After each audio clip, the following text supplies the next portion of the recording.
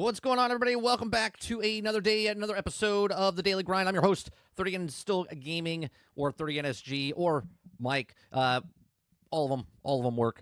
If you guys like the podcast, help us out here by hitting that like button down below. Hit the subscribe button if you're not subscribed. And if you'd like to go above and beyond that, become a member as little as $5. We do uploads, live streams, shorts, podcasts.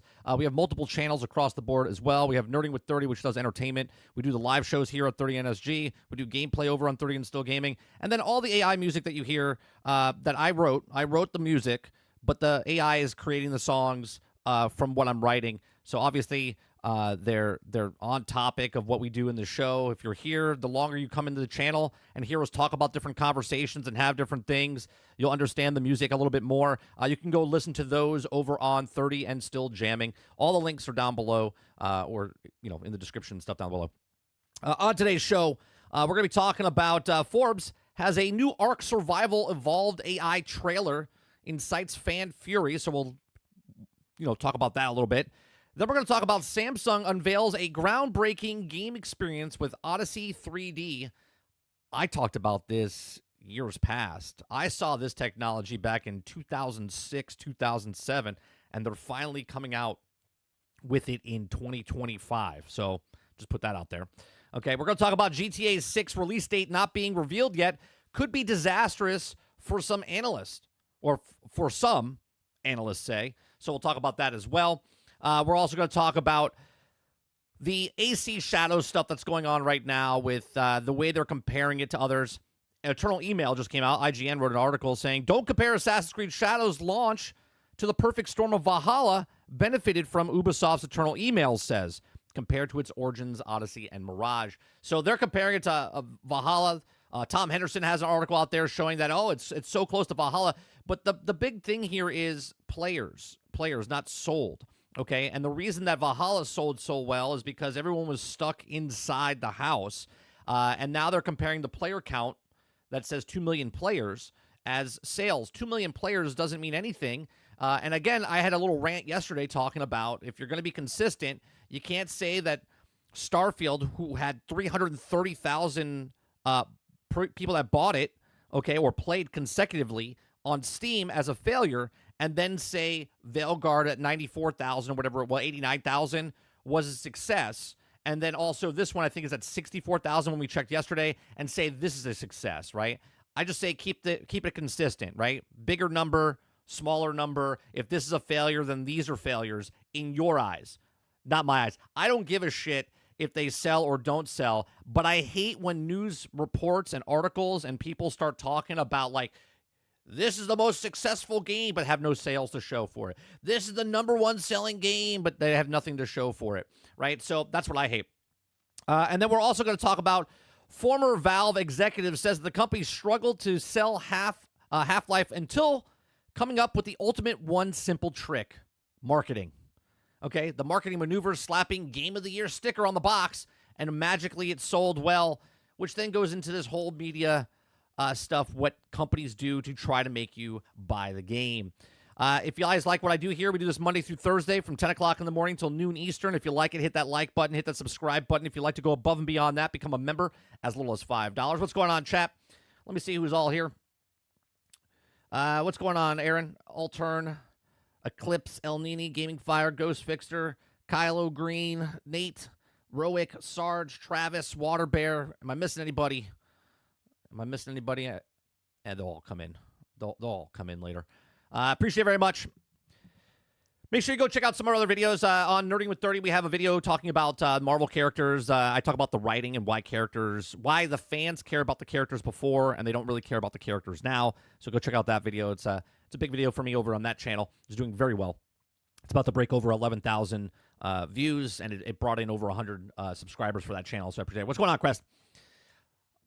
And then over here, we have a couple shorts and other uploads that we've done. So appreciate it. If you're here for 1 second, 1 minute, or 1 hour, I do appreciate you very much. All right, so let's start off with the Samsung stuff. Okay, let's start off with the Samsung story here. Yeah. The Samsung story here is that Samsung unveils a groundbreaking gaming experience with Odyssey 3D. Now, Samsung has unveiled an Odyssey 3D, a new 27-inch monitor that introduces that Samsung says is a groundbreaking 3D gaming experience. Okay? It says Samsung has just unveiled 3 new gaming monitors for gamers that feast their eyes over. Okay? Or feast their eyes over. First, I'll also be taking a look at this new Odyssey 3D. Okay? Samsung has taken it to its website and showed the details of the Odyssey 3D, a new 27-inch 3D gaming monitor that doesn't require glasses to experience 3D gaming. According to the press release, the Odyssey 3D, the G90XF, uses advanced eye tracking technology that's been paired with Samsung proprietary lens system that creates a high-definition 3D image. The feature is accessible through Reality Hub app. According to the press release, Samsung is currently working with major gaming developers to make the most of the new 3D technology, and the first game to utilize the new technology will be the first Berserker Kaza, scheduled to launch on March 28th. Okay?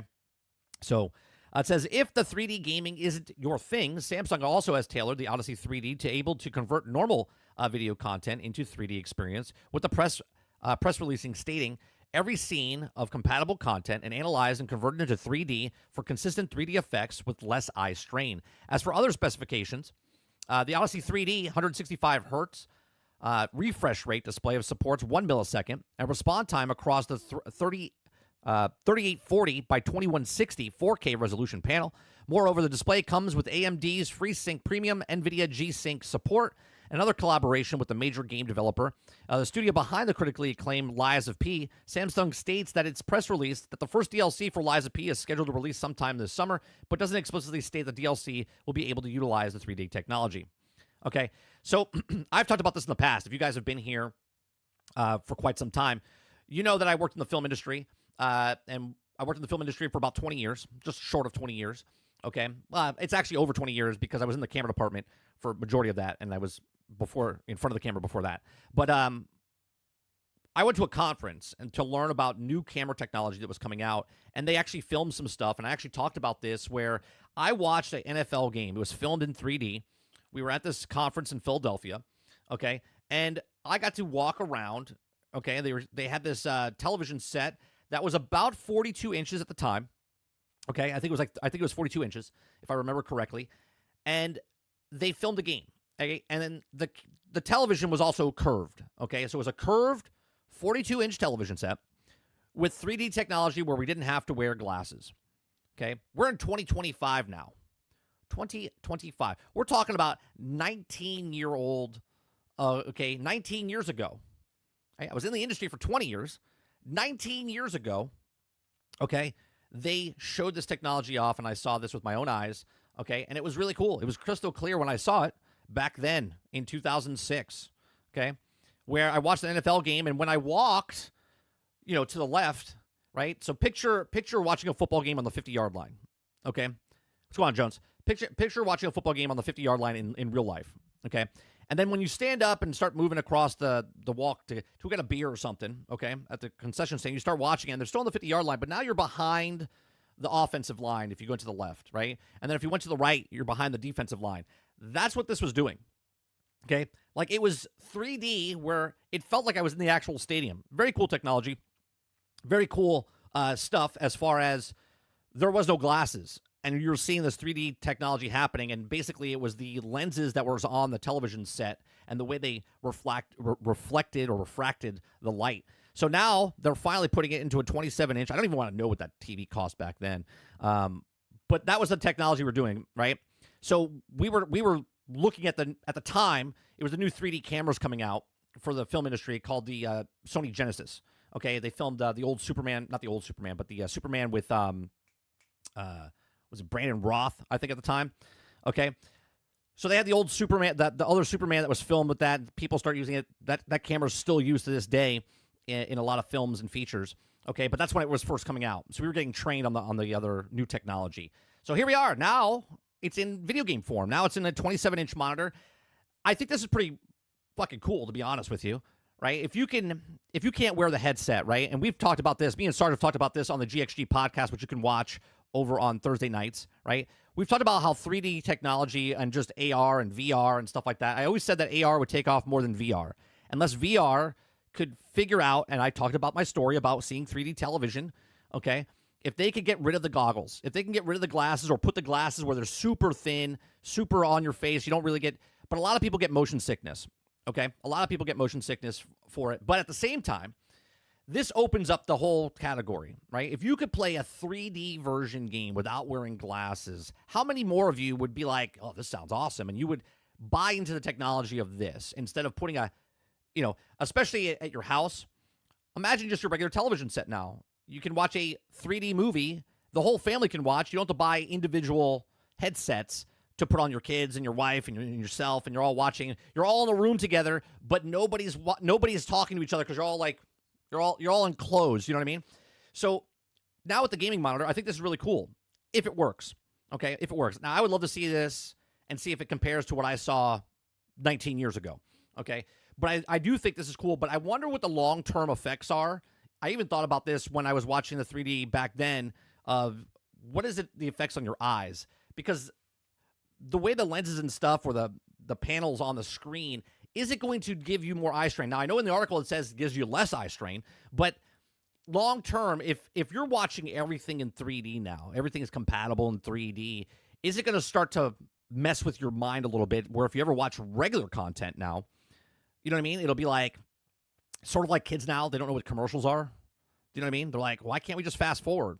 Do you know what I mean? That type of era. I wonder if that type of stuff would happen once this becomes an everyday thing. We're always watching 3D. It almost becomes like Back to the Future, where they have the hologram that they're watching as a television set and stuff like that, or the 3D thing that comes out towards you. I wonder if that will happen. I think this is very cool, though, especially since the new game's coming out already, putting it into effect. I think this is very interesting to see how marketable this will be, what the price point is. I'm not sure what the price point is. I don't know if they didn't say it in the article. It's got to be pretty expensive, 27-inch 3D technology. I would say it's got to be over $1,000 for this monitor, if not more. But yeah, let me know what you guys think in the comment section down below. Let me know what you guys think in the live chat. Is 3D always been that barrier for you because of the headset? You get motion sickness and stuff. And now that you hear that there's a monitor coming out, is this much more appealing for you? And how much would you be willing to throw at this to have that 3D experience? Let me know in the comment section. Let me know in the live chat. Please make sure you share, like, subscribe. And if you like what I do here, check out some of our other videos. Thanks for watching. All right, let me scroll back up and see what you guys are saying here. What's going on, Drummond? All right. You guys are still bantering back and forth about AC Shadows. I got to scroll way down. Butters Gaming says, how is this different from what Sony did in PlayStation 3 era and the glasses? The lenses are just built into the panel instead. Yeah, so I don't know what they actually did, but what they're doing for this gaming. But when I saw the technology back in the day, it was Samsung. Samsung back in 2006, and it was the lenses. If I'm not mistaken, again, this is 19 years ago when I saw this. We were there for cameras, not for the actual television set, right? They were just showing us what the cameras could do and what their future was, right? So the camera or the lenses on it, I think there was three different lenses in front. And the way if you like zoomed in on them, if you took a magnifying glass and like looked in, you would see like the one glass had like fractal things going one like rigid one way, and then the other one behind that had rigid glass the other way, and so on and so forth, which when you stood farther back, it looked crystal clear. But if you got up close to it and like took a magnifying glass to it, you would see like, oh, okay, that's interesting. But that's what it was doing. It was basically converting the picture from the panels behind through the glass and giving your eyes the illusion of 3D. And it was very clear. It was very, very clear, at least back then.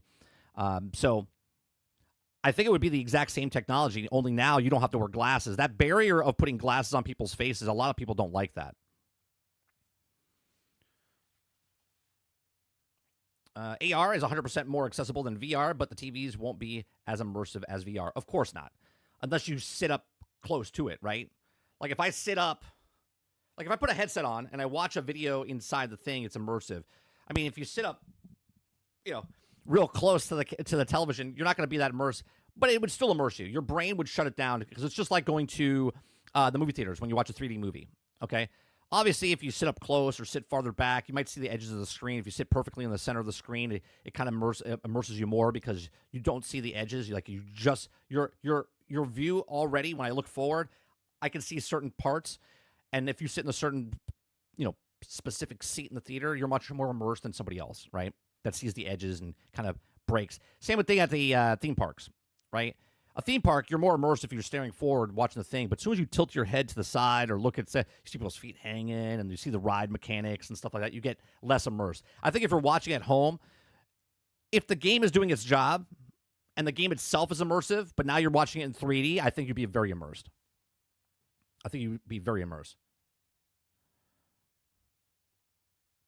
Waterbear says, you're probably only going to be able to look at it for a few hours until your brain eyes adjust.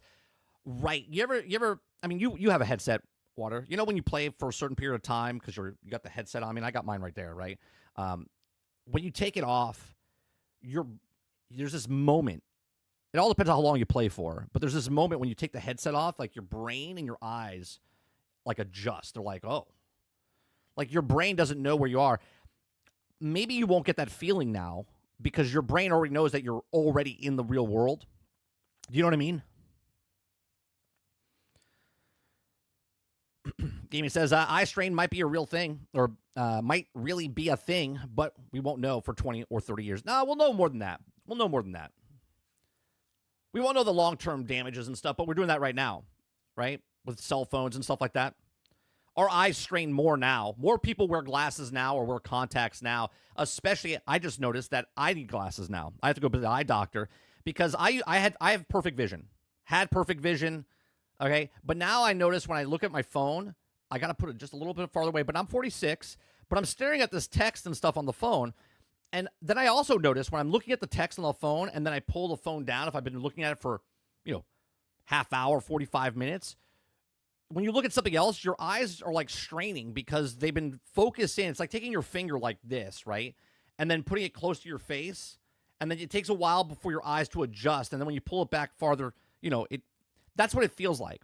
It's like you're staring at small print on a phone, and because it's like embedding into your skull, it's almost like a plasma television. If you have the same thing on there, you kind of see the outline of the text and the pictures on there. That's what's happening.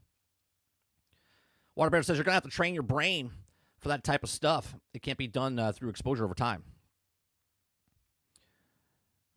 Let's see what else you guys are saying. El Nini says, seems like cool tech. One day, someone will get 3D right. If 3D, there's two things, right? You get more appeal for 3D if the headsets come down in price, or you make it more consumer friendly, which these seem like the way to go. Where if you can make a 27-inch, then you can. I saw a 42-inch. Okay, if you can make a bigger television and make a 3D experience from it, then you open it up. Sean Fox says, well, 1552.32. So $1,552.32 according to Google. Well, there you go. Yeah, it's got to be pretty expensive. I don't even want to know what it fucking cost to see it back in 2006.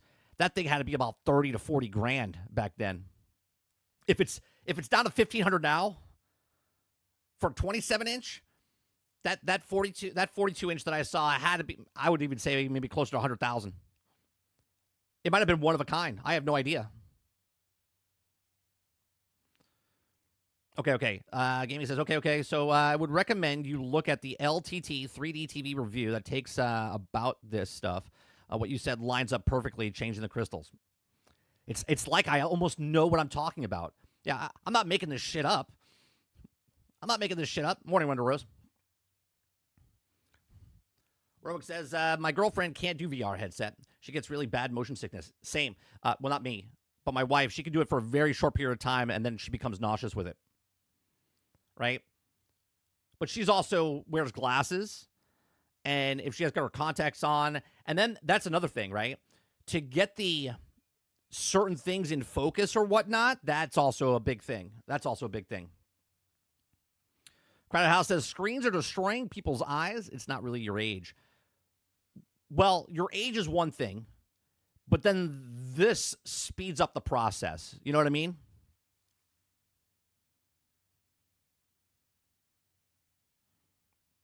Let me see what else you guys are saying.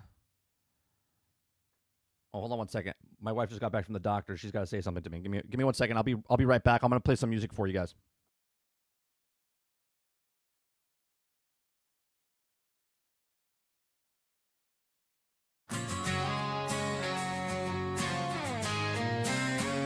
Once a franchise standing tall, a king upon the field. The hype was real, the trailers made the fans believe and feel.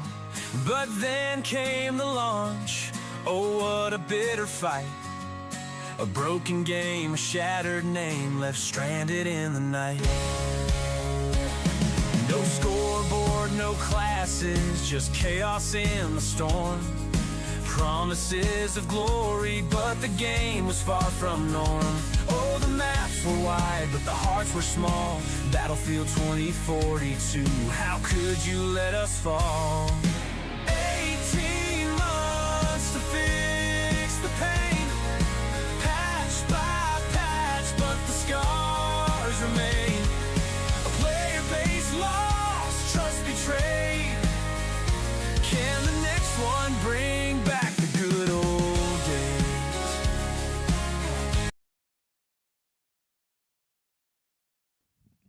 All right, sorry about that. My wife just got back from the doctor. She broke her foot about 6 weeks ago, and she just got back from the doctor, and they took the boot off, so now she's got a smaller brace and stuff like that. So, all right. Let me see here. Gaming says, Mike, I 100% know you're not making shit up.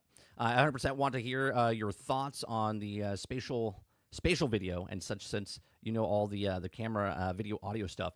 You're gonna have to brush me up on that one, Gaming, because I don't know what you're talking about, the spatial video.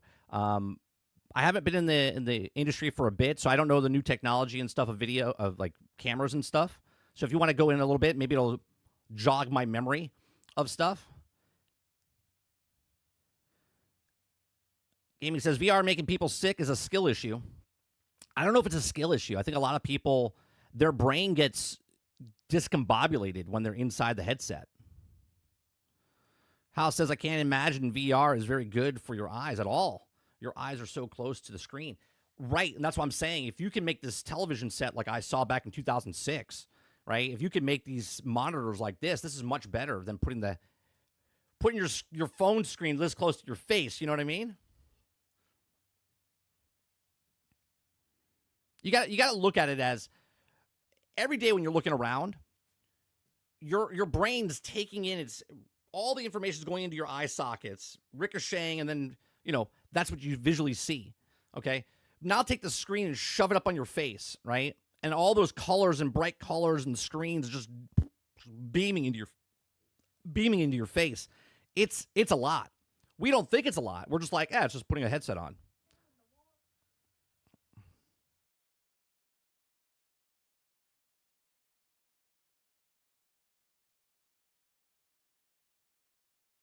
Love you too.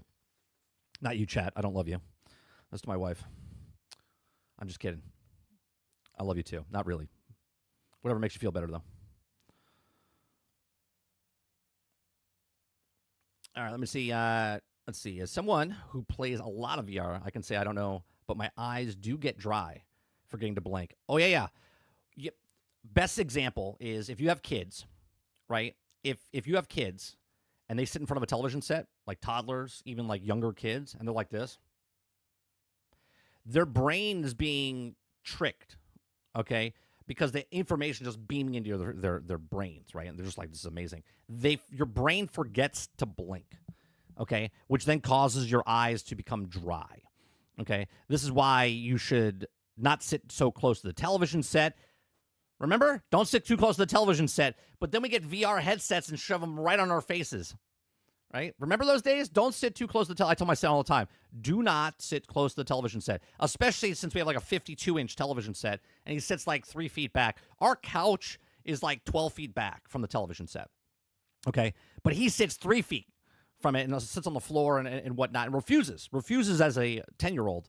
10-year-olds don't listen to you, okay? He sits 3 feet from the television, and then he's like, at dinner time, he's like rubbing his eyes, and you're like, what? You're right? He's like, no, I'm fine. I'm fine. Yeah, it's because he sits too goddamn close to the television set.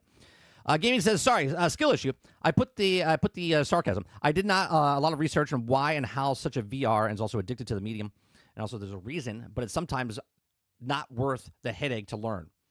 I totally understand what you're saying. Because of me, it's like 3 minutes of setup, 30 minutes of clusterfuck.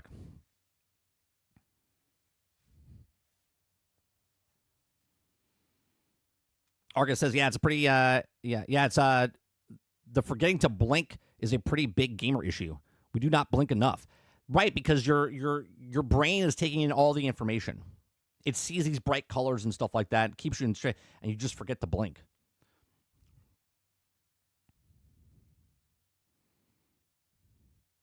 Argus says, damn, no love from Mike whatsoever.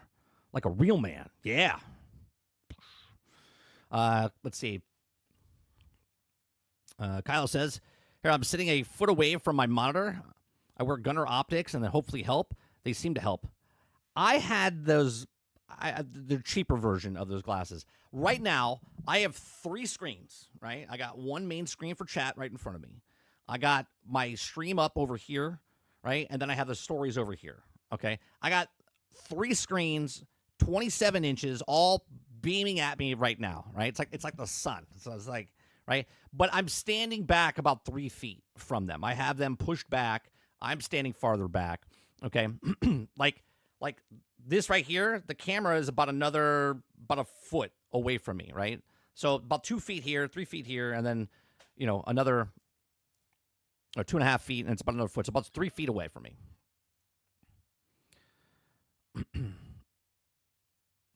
Altern says, before it was due to the amount of radiation of the old TVs emitted. New TVs use different technology, and this is why it doesn't affect as much as before. As much. Right.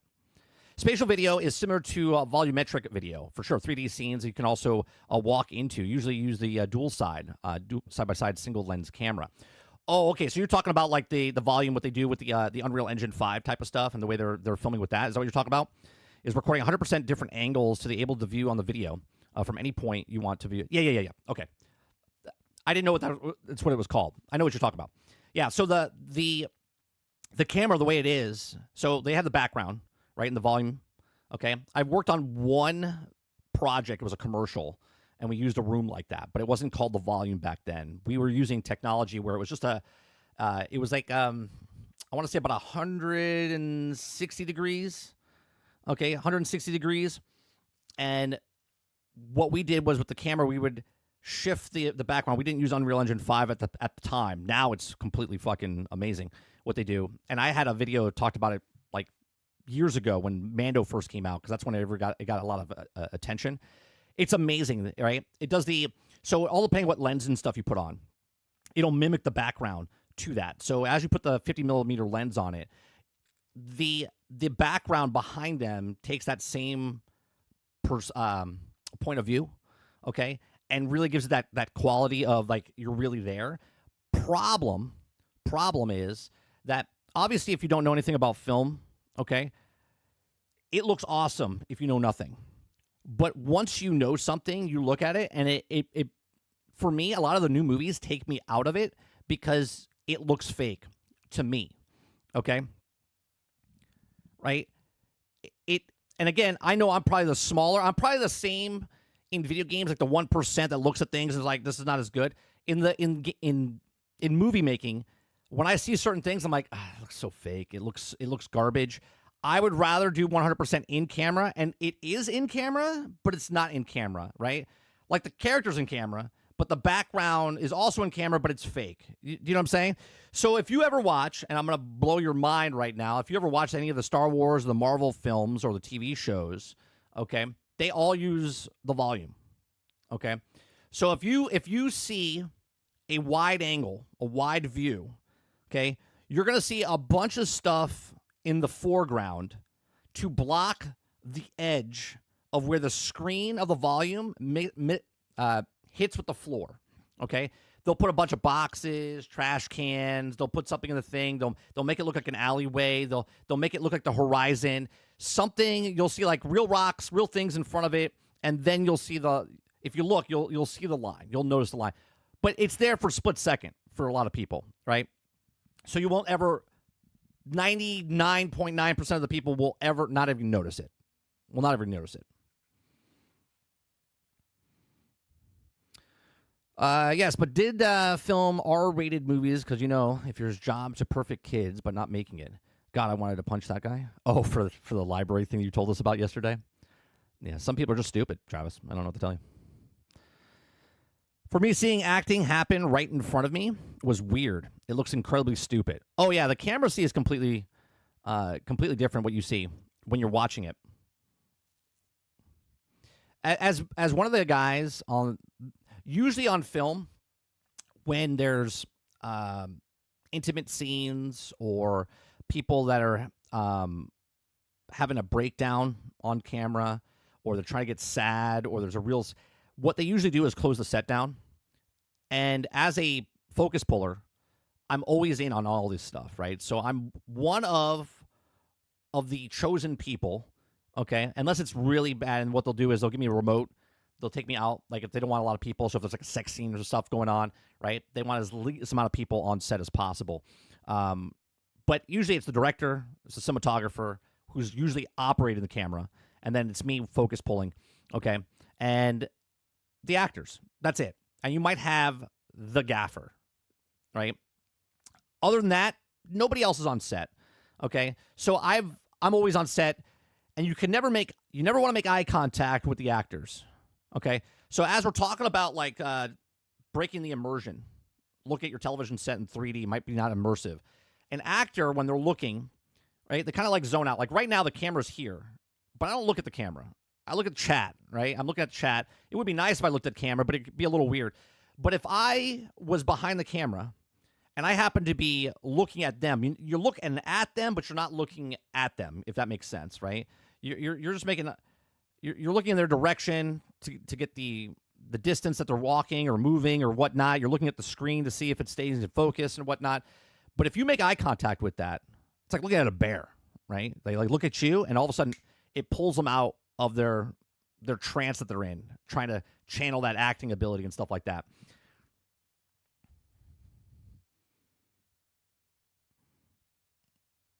Butter says, stop you ruining things for people. I talk with because I start pointing it out. Yeah, no, it gets me. I'll tell you one more thing, gaming. When you watch a scene, usually most filmmakers, they'll take a wide shot. Okay, they'll take a wide shot and then they'll punch in. So they have basically a palette, right? They have the standard shot, the wide shot, so they can always go back to it. They'll usually take the audio, okay, from that. They'll use the boom mics or whatever, okay? But then what they do is they'll cut into the close-ups, but then they take other audio, and they'll do ADR afterwards. The problem with this is, if, let's say, they're doing a shot where I'm talking to chat, and then they go over the shoulder to chat, okay, and now I'm getting the reactions, and then they come back over to me, and now I'm talking to chat, but you don't see me. What you do see, okay, what you do see is over the shoulder like this, okay? Now, you can see my mouth moving, okay? And I'm talking, and your brain sees my jaw moving, okay? And you see what I'm saying, and it matches. But what happens in movies is they'll use audio from a different track, but they're over the shoulder of the actor, and their jaw or mouth is not moving, but you hear their voice. That drives me fucking insane, because most of the time that means the director, the actor, someone fucked up a line, or they didn't get enough shots for the thing, and it pulls me right out of the movie. I can't help it. And now I just probably ruined it for some of you as well. You're welcome.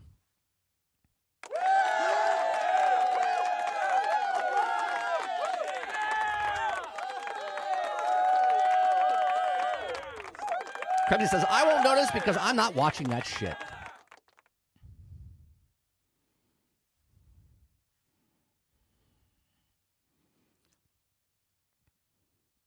All right, Hal says, yeah, no matter how good the actor is, it just doesn't resemble real life in any way.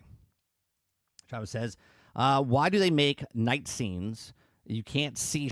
There's a couple different reasons for that. One, they're going for a certain style, okay? They're going for that artsy.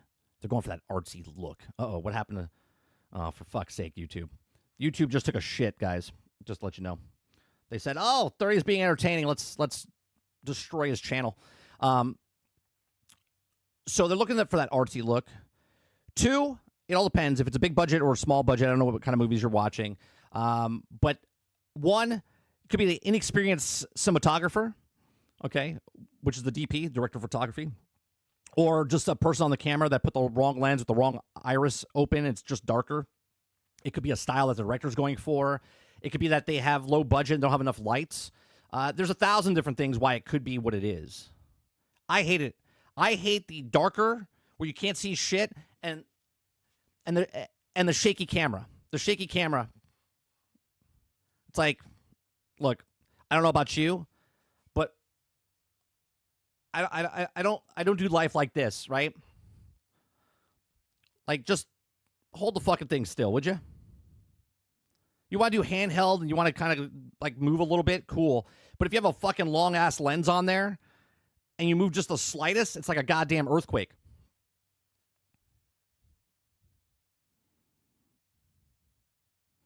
House says the best acting happens when you're off script because it becomes more natural. Well, here's a perfect example, House. On YouTube, my morning show is this. I banter back and forth. I know a lot of stuff. I read a lot of stuff, right? And I just talk, okay? Right? I'm natural. I'm just raw, okay? The problem, like my video that I just posted on Nerding with 30, I wrote a script, and I read the script, and I tried to make the script sound like I'm just talking. Well, guess what? It's terrible. But apparently people like it. People like when I talk, I'm looking at it and going, it looks awful, right? Because it sounds like I'm talking or reading, and I hate it. I'll be honest, I hate when I'm reading the articles, right? And this is why I read a paragraph and then give you my thoughts and stuff, and then I read a paragraph and then I give you my thoughts and stuff, because if I just read and read and read and read, you'd be like, you can completely tune out. Zia says, when I edit live concerts, they try to use shots that are not from the same SMPTE time. I notice when the music is not what they're playing, it's annoying. Yeah. If you know, you know. If you know, you know. Kyle says, if the f-stop is too high, the film could get blurry. At least that's how it works on my Sony. Yeah. So you have to put it low, but you have to put more light into it. And if you don't put enough light, then it all depends on what the style they're going for.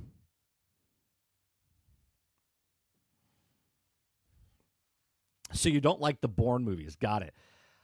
I like the Bourne movies, but I'm not a fan of the cinematography. Some of the shots, one of my favorite shots, Travis, because as a camera guy, I love stuff like this, right? There's that one scene in Bourne Identity where the camera guy is chasing full speed, okay, as Matt Damon jumps out the window, and the camera guy jumps out the window with him. I'm that guy. I would jump out that fucking window, right? Obviously, I've seen the behind the scenes where he's got the rig on, but just jump out the fucking window with him. I would love doing that stuff. Yeah, f-stop is the ISO, yeah. Yeah, I'm that guy. I love shots like that. Another one is if you've ever watched The Gamer, this is a great shot, okay? I think it's The Gamer. Is it The Gamer? Yeah. The Gamer is this wide shot, okay? There's this wide shot, this crane shot that comes in. And they're at this warehouse, if I'm not mistaken, and the cars are coming around the corner. And the crane comes down, and the camera, it comes down, okay? And then all of a sudden, it just starts to move with the thing. And you're like, how the fuck are they doing that? Well, then behind the scenes, what you see, okay, behind the scenes, the director was hooked up on a rig hanging from a harness. He's got rollerblades on, okay, and he's got a steady cam on him, right? And then as he gets lowered, a guy comes running up behind him and disconnects him, and then he just starts skating with the rollerblade and then goes right up to the window and then puts it into the car window. And I'm like, what a fucking amazing shot. An amazing shot. Yeah, there's some good stuff, man. I'm a person that I can watch a movie, and if the acting sucks, and that this sucks, and that sucks, the writing sucks, I can look at it and go, man, the cinematography was great in that. If there's one thing I'm more passionate about, okay, than video games, is film. I love film.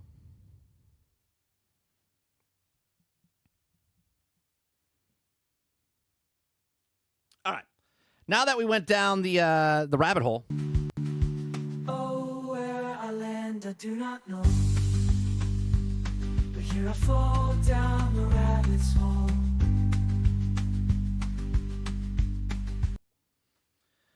all right, back to reality.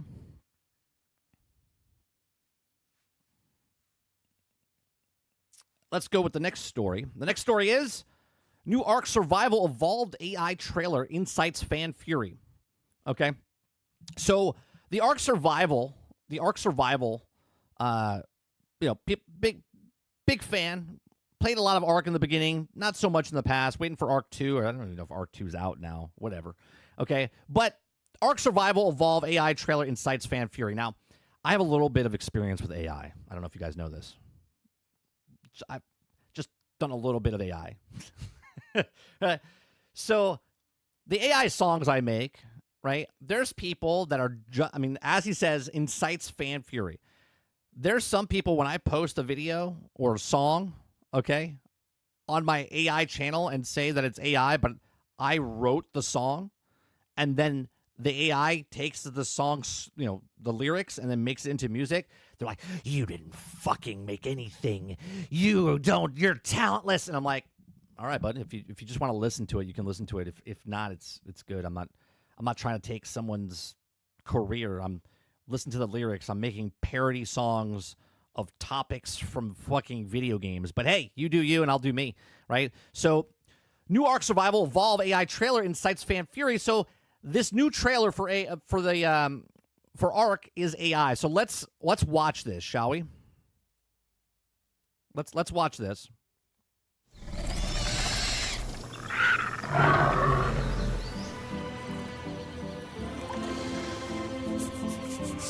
That seems pretty good right there from the start.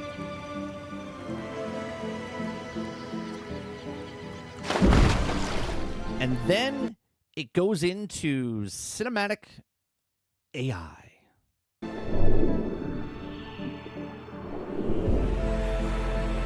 Or seems like AI. And I have to say, as a person that's been messing around with a lot with AI, video, photos, music, this definitely looks AI, right? And a lot of things, as we were just talking about, I don't know if you guys know this, but we like to do a lot of thematic type of stuff. We were just talking about movies and the volumetric and how you can tell things are fake and real. When you look at AI type of stuff, it has this like blur effect on it, okay? It's got this very like light edges, right? The colors look Ark a little has brought weird, you 10 years of unforgettable adventure. right? You can see how this almost looks like it's not part of the actual picture, right? This dinosaur. All of those journeys. The way it moves and shifts over. Those fights for survival. Now, don't get me wrong. Is this wrong if they're using AI for a trailer? All depends on what the production is. If you're doing this just to kind of bring up advertisement of what's happening with the game, sure. If it's just a trailer, like an announcement trailer, which it's the Aquatic official trailer, okay? So it's at GDC. There's context here. It's at a tech conference. They're showing you what they could basically do.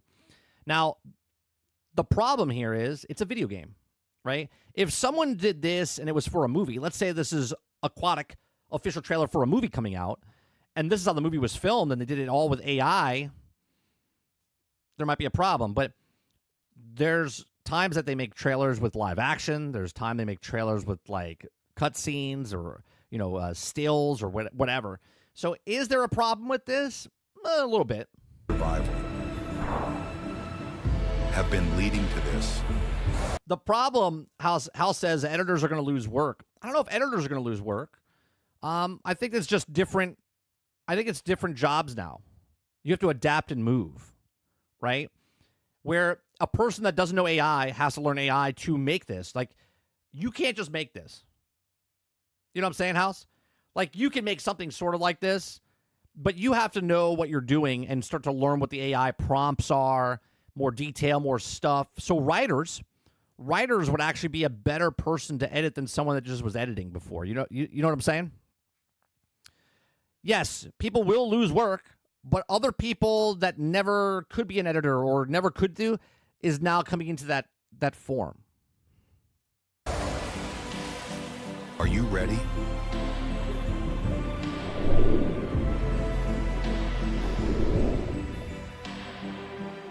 A whole new world is waiting.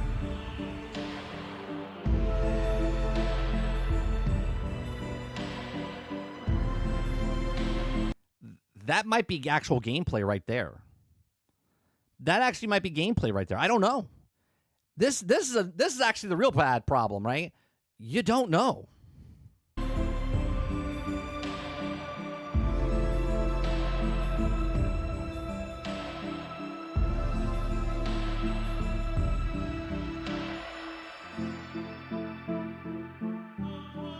Yeah, so a lot of this is definitely AI. So let's read the article, right?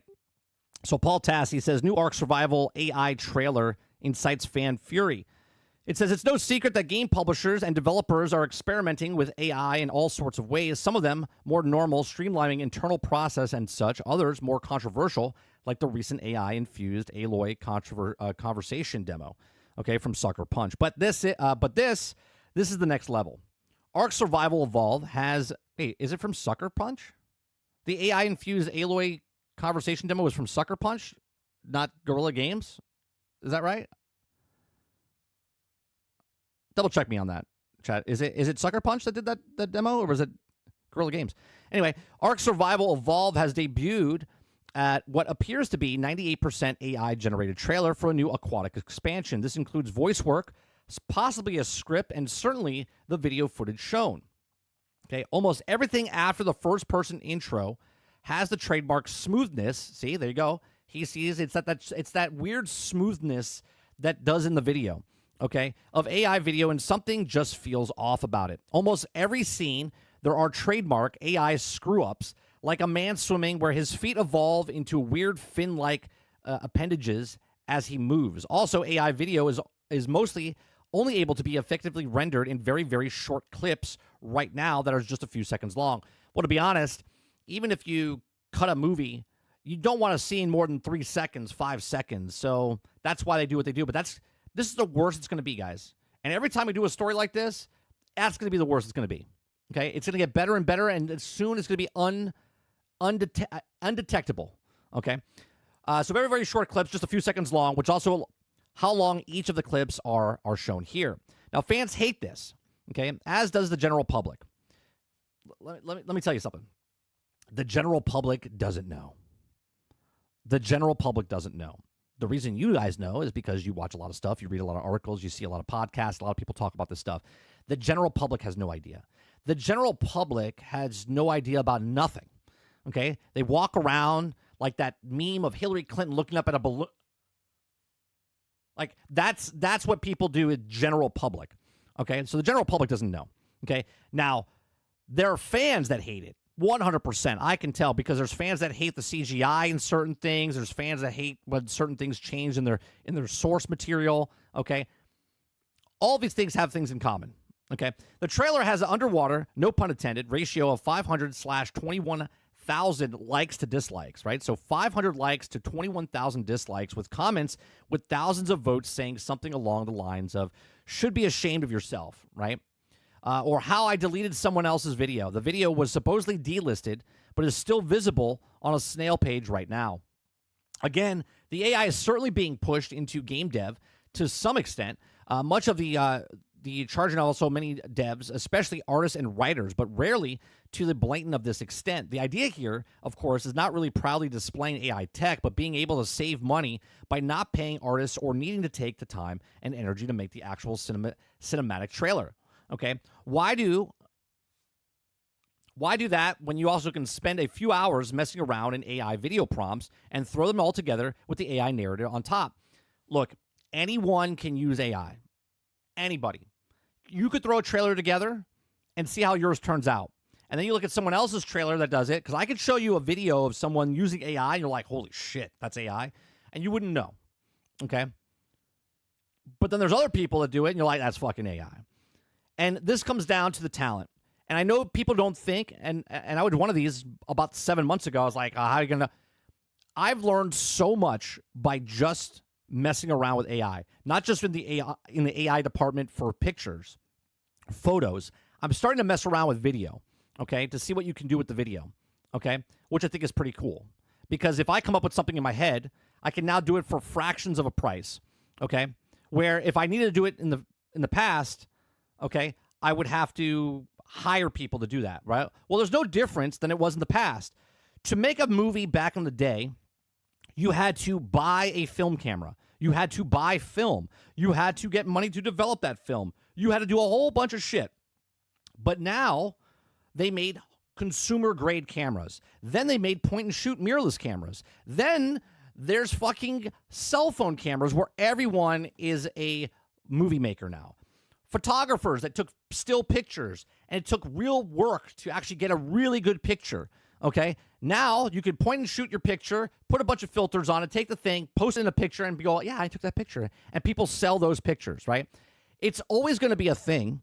Technology advances all the time, okay? There's people that used to fix wagons when horses pulled it, and now they fixed engines, and now they're fixing batteries, right? There's always going to change and evolve, and yes, people are going to lose jobs all the time. So you as a person have to constantly adapt if you want to, okay? As a camera operator, as a first AC puller, okay, when I first started in the industry, I was on the tail end of film going into digital, okay? So the technology of me marking, right, with a little slate, with a little chalk pencil, okay, I would get measurements on the ground. So I had to stand up, and production was long because it'd be like, all right, what's your first mark? Go to 10 feet, mark the 10 feet, right? At 8 feet, mark a thing. Mark the wheel, okay? Go to 1, go to 2. Okay, you ready? I'm ready. All right, here we go, right? We got to remove the tape markers, right? Move the tape markers, and then they go. Because if it's a wide shot, you can't see the floor, okay? If it's a tight shot, you can peep them on there so the actor knows where they're walking. Then as technology went, okay, now less and less people need to be a focus puller because now the camera's fucking autofocus. And then they add this little attachment piece to the front of the camera that has a little tape measure on it, right? Laser tape measure. So now it knows the distance of the actual person. So now the laser's attached to the camera, and then the laser knows how far away you are. And then the camera just adjusts automatically, right? Then there's other stuff on top of that. Technology changes, you have to adjust. If you don't adjust, you're going to die. So instead of people going, well, I'm going to be out of the job. Well, you better fucking learn something new, okay? I'm learning how to use AI, and I'm not even a writer, okay? I'll tell you what, though. I'm learning to be a better writer because of AI. But this is what you have to do. All right, so it's interesting to see, okay? It goes on to say, there seems to be a split here between publisher and Snail Games to put the trailer out, the ARK developer Wildcard, with a tweet reiterating that Aquatica is being developed by Snail, so they're putting them out, putting them in front of the bus, right?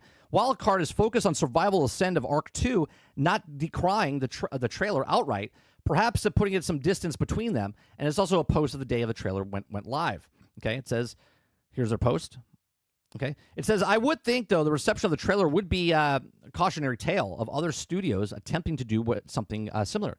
We've seen that there's also other media, like the ill-received AI-generated intros for Marvel's Secret Invasions, which also is still brought up to this day. And we'll also see more and more AI interest into games, whether or not we want it or not, whether or we know it or not. But this is ridiculous. Is it ridiculous? It's ridiculous right now because people are starting to use something, and it's new, and people push back on it. But then when people become content with it, when they kind of just goes off to the side, then you just take it as it is, right? You just take it as is. Okay, you don't look at it and go, oh, well, the editors are going to lose their job. No, because that editor loses their job, but now someone else comes in to take that person's job. Maybe there was 5 people, now there's only 3 people working on the project, right? You still have to be good at what you do. Everyone can do it. Everyone can make music. Everyone can make a movie, okay? But then what stands out is the quality of your product, right? I mean, hell, look at Disney. They're bringing writers in that have never had any experience, give them a big opportunity, and then they fail at it, okay? That's just the way it is, right? So what do you guys think?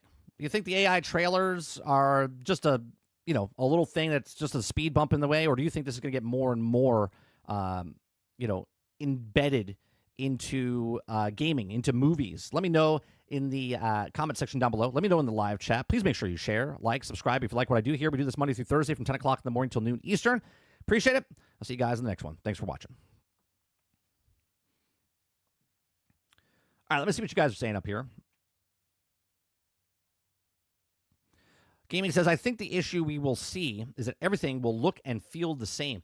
I've been saying that with the Unreal Engine, right? I don't want everyone using the Unreal Engine 5. Or I should just say the Unreal Engine. I don't want everyone using the Unreal Engine 5 because what happens is everything kind of looks the same, right? I want different engines out there so games look different. I want people that just don't take the Unreal Engine and use it for what the assets are and actually make something else in that engine. You know what I mean? But path of least resistance, if you're an independent developer, you want to make a game and all the assets are there for you, you're going to use what's there for you because of time and money, right? It's just what it is. Robert Jones says, in isolation, I don't think the AI trailer is that bad, but it's the symptoms of other issues with the companies. Absolutely, Jones. I think you're absolutely correct there. I think if this was just a video someone created, it'd been like, oh, wow, it's amazing what you could do. But now it's with a company that's making a game, and they're using this to promote the game, and you're like, what are you doing? You know? Hal says, remember that magnificent trailer we got for Dead Island that sold so many copies of the game? May or not get trailers like that anymore. You're talking about the one with the went backwards, the one that Kingard was talking about a couple weeks ago, House, that one? Krebsy says, couldn't even go back and correct it to Guerrilla Games. It was Guerrilla Games, right, Krebsy? It wasn't Sucker Punch. It was Guerrilla Games. Is that correct? The actual correct thing is Guerrilla Games, right? Not Sucker Punch?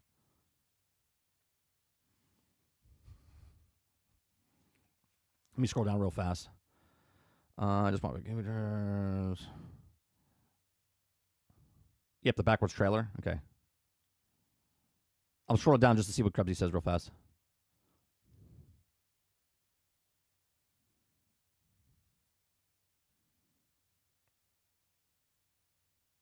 All right, let's scroll back up until... Sarge says, so players are just mad that the devs are publishers and just be able to lie better? Good, maybe people will wake up the fuck up. The first 48 Gaming says Game Pass is screwed. Microsoft announced plans to use both trailers and game making. That's not exactly what it says. I think I know what you're talking about. I saw one of the submitted stories, and I read like the first paragraph or whatnot. I don't think it's exactly that, but I can go into that and look at it. First 48 Gaming also says AI for both trailers and game making. Game Pass better go down price if there's plans of AI not paying $20 per month for AI garbage. What's going on, Hilly? Hal says, when something becomes easier for everyone to do, the quality usually goes down, right? Right, because then you have to filter through all the shit, right? Do you know why there was only 4 channels back in the day? Because there wasn't that many people making content. But now that everyone can make content, there's more channels because those 4 networks couldn't show everyone's stuff. So then you had to make it your own network. Now look at YouTube. Every YouTube channel is someone's technically their own network. Right? Look how much content is being pushed on YouTube every single day. Look at our just little niche of what's happening. Right? And this is why I try to make my content a little bit more quality, right? I don't have my lights blowing out my face. I don't have like, I make my thing look as professional as possible. I try to run a professional show to stick out from everybody else, but most people don't give a shit. Right? Most people don't care if the mic quality sounds like this and the light's blown out and they have, people don't care. They're just like, oh, yeah, that's cool.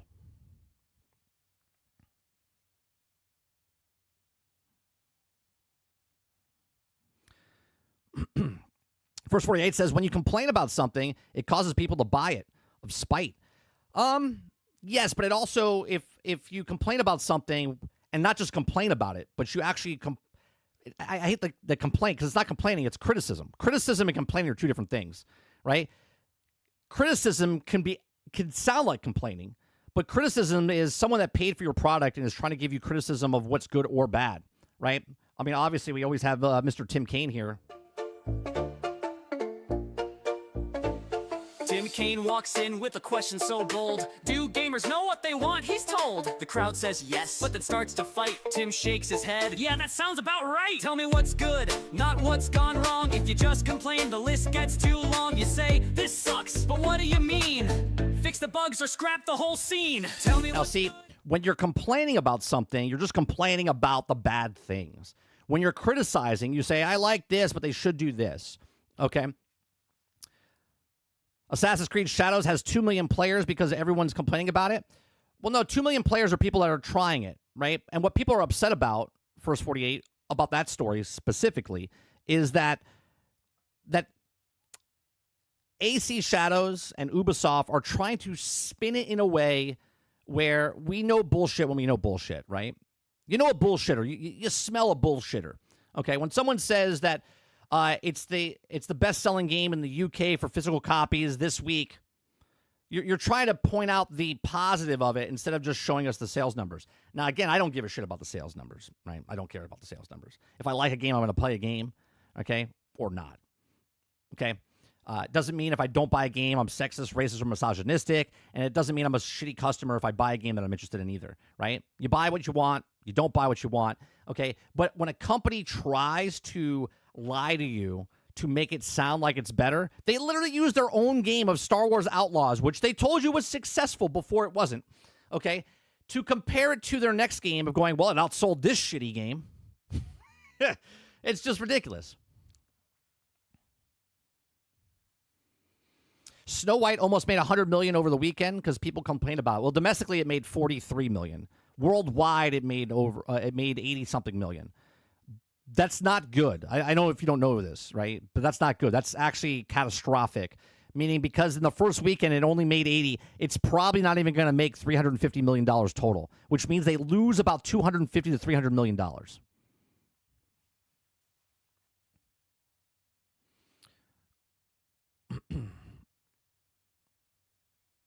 Yes, it's Guerrilla Games. Thank you. It's amazing that they get that wrong, huh?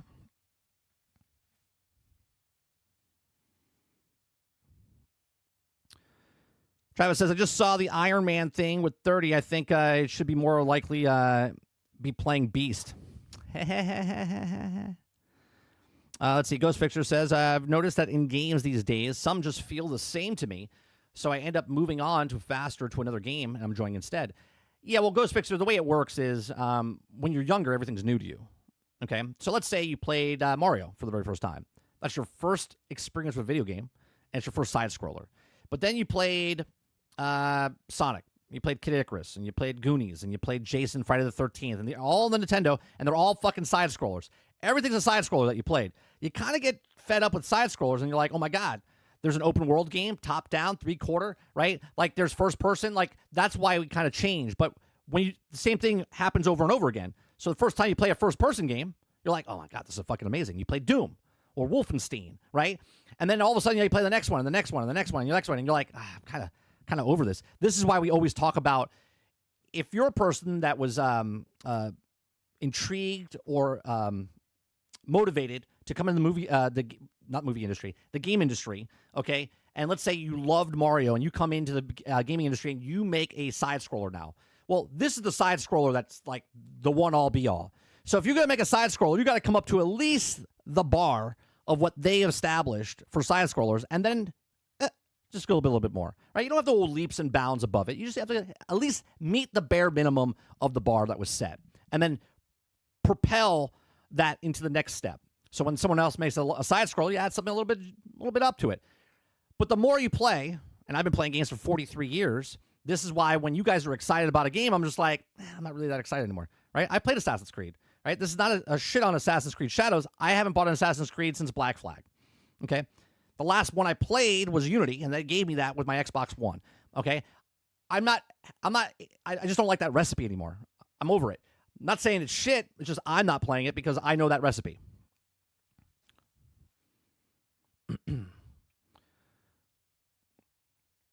Steam is not going on Xbox. It would cause players to never buy the Xbox store.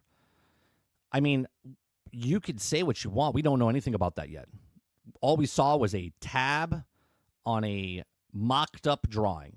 We don't know what Steam is doing there, if it's just on PC side, if it's on the console side. You have no idea. Eclipse says, oh, I care to get so... I care. I get so mad when I'm playing with a friend and his mic sounds like he's in a bathroom. Fix that shit now. Oh, I hate... Eclipse. Oh, where I land, I do not know. But here I fall down the rabbit's hole. We're going down the rabbit hole. Okay? Look, if you're a person with a shitty fucking microphone and you're a person that goes out and buys a $70 game, $120 game, and you're spending on the $1,000 fucking monitor, and you got the banger, you're driving Porsches, you don't give a shit, go buy yourself a fucking microphone, okay? I hate people that talk shit and be like, I buy what I want. I buy what you want. Well, I'll tell you what, buy a fucking microphone for the rest of us, because your sound quality sounds like shit, okay? That's what you need to do. Okay, so don't go pre-order the next game. Go buy right now an actual microphone that doesn't sound like a piece of shit, especially when you're eating the goddamn chips and you're crunching and it sounds all staticky. Like, please, for the love of God, for the rest of us, if you're going to play multiplayer games or PvP games or play with your friends, buy a fucking microphone. That's my rant for today.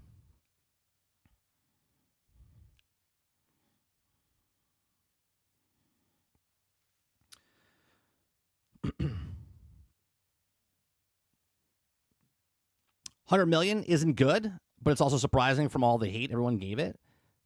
I mean, it's literally a disaster. 48 Gaming.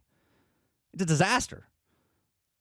They got to make $600 million to make their money back. That's not going to happen. Gamer says, I just came in, but I'm liking AC Shadows. Don't hate me. I don't hate you. Enjoy what you enjoy. Gamer, just don't be a trash knight. And what I mean by that, a trash knight in our channel, right, we have an emote for it, is someone that blindly comes in and defends the game that they're liking. You don't have to defend it because we're stating facts of what's happening with the actual game, right? We could say that the game's not selling well, and yet they're trying to say that it is to make other people buy it because they have to make it seem like it's a good game. If it's a good game, it's a good game. But when the company comes out and lies about and doesn't tell you the actual sales numbers, but they tell you the players' numbers, but they tell you the sales are good in a small country, physical copies, and they're the only people that keep physical copies, but they don't tell you what the physical copies are, it's a little dodgy, right? I will never hate on anybody that likes a game or hates a game. I liked Marvel's Avengers. Marvel's Avengers, I put 1,100 hours in that game. People hated that fucking game. I loved it, right? But I will not stand here and defend the game to you because I know it didn't sell well. I know it closed the studio down, right?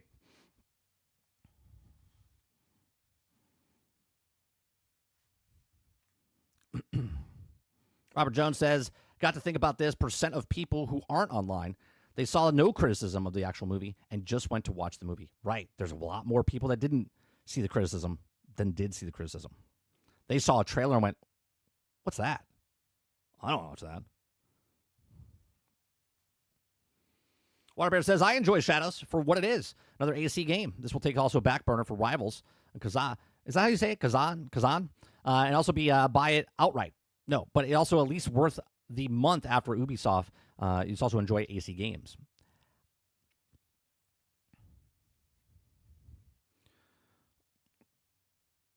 Let's see. I says, there's no mystery to those AC games. They're all the same, and the stories are mediocre. Yeah, but you got to remember, like, my son's never played an Assassin's Creed game. Right? He's 10 years old. Right? If I let him play that game, it would probably blow his mind. Right? It would blow his mind. Because there's people out there that are younger that have never played an Assassin's Creed game. And this might be their first game. Right? When we first played the Assassin's Creed game, I was like 18, 19 when it first came out. No, older than that. I was like 21 when it came out. Okay? Like, it was still cool. It was cool when it came out. Right? They were cool for years. But then I was like, I'm kind of over it. But someone that's younger plays that for the first time, they'll be like, this is fucking amazing.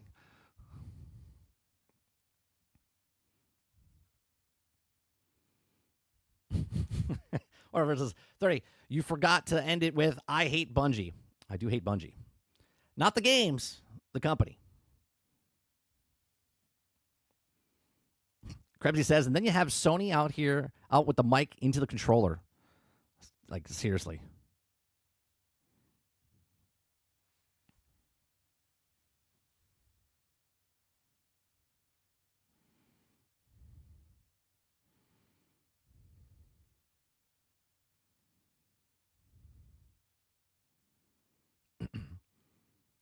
I'm stating that Ubisoft never said the sales were good. They're implying it.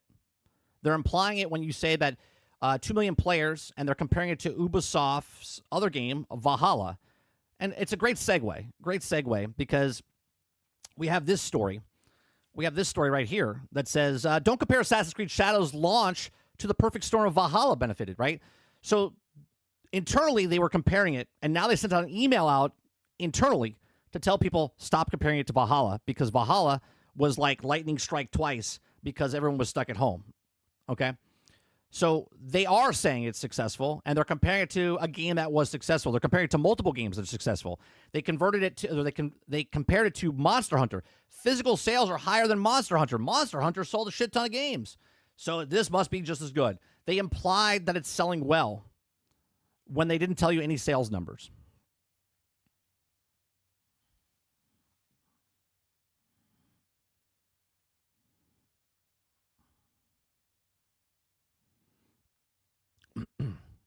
But Bungie, right? Bungie. Sarge says, Kingmaker better fucking work. Please, God, let it work. Right. That game looks fantastic, Sarge. Better fucking work when it comes out.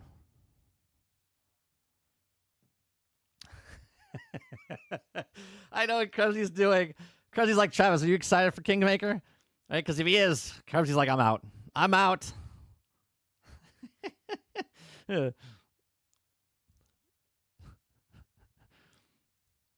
Eclipse says, really? Really? It's not a comparison? Oh, man. You would have thought.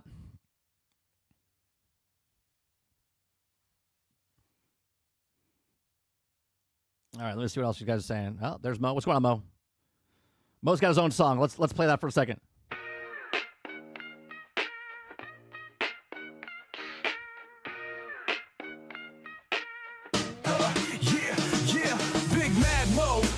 Got the key. When you pay, he plays. That's how it be. Xbox in his veins, Game Pass in his soul. Saying boot on next season. That's how we roll. Xbox invades enemy territories here. Watch out, PlayStation. You better fear. Less is more. Nah, we charge more. Game Pass on deck. We ready to explore. When you pay, I play.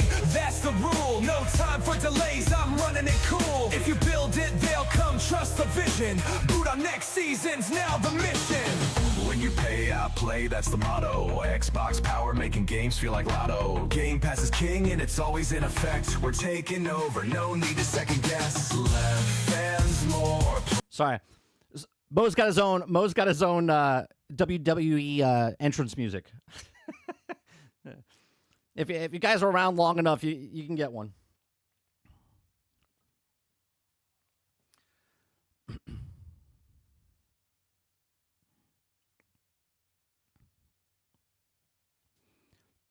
All right, let's see. Krabby says, I wish Kingmaker the best, but it's fucked now. Oh, because Travis likes it? Oh, all right. Well, we'll wrap it up. Let's wrap it up, guys. Robert Jones says, the black guy has a rap theme song? I mean, if it makes you feel better, Jones, I asked him what kind of song would he like?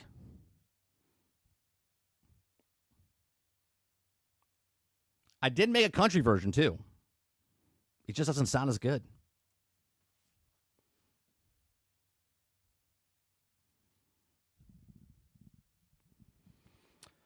First 48 says, how's Microsoft not been sued for all the false dates they give for Game Pass? They literally postpone games multiple times to get you continuously sub.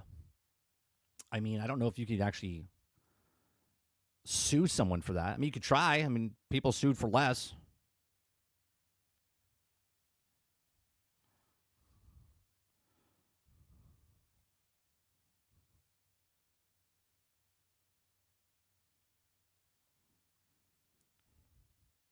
Play the country version? I don't have it on my soundboard. I don't have it on my soundboard.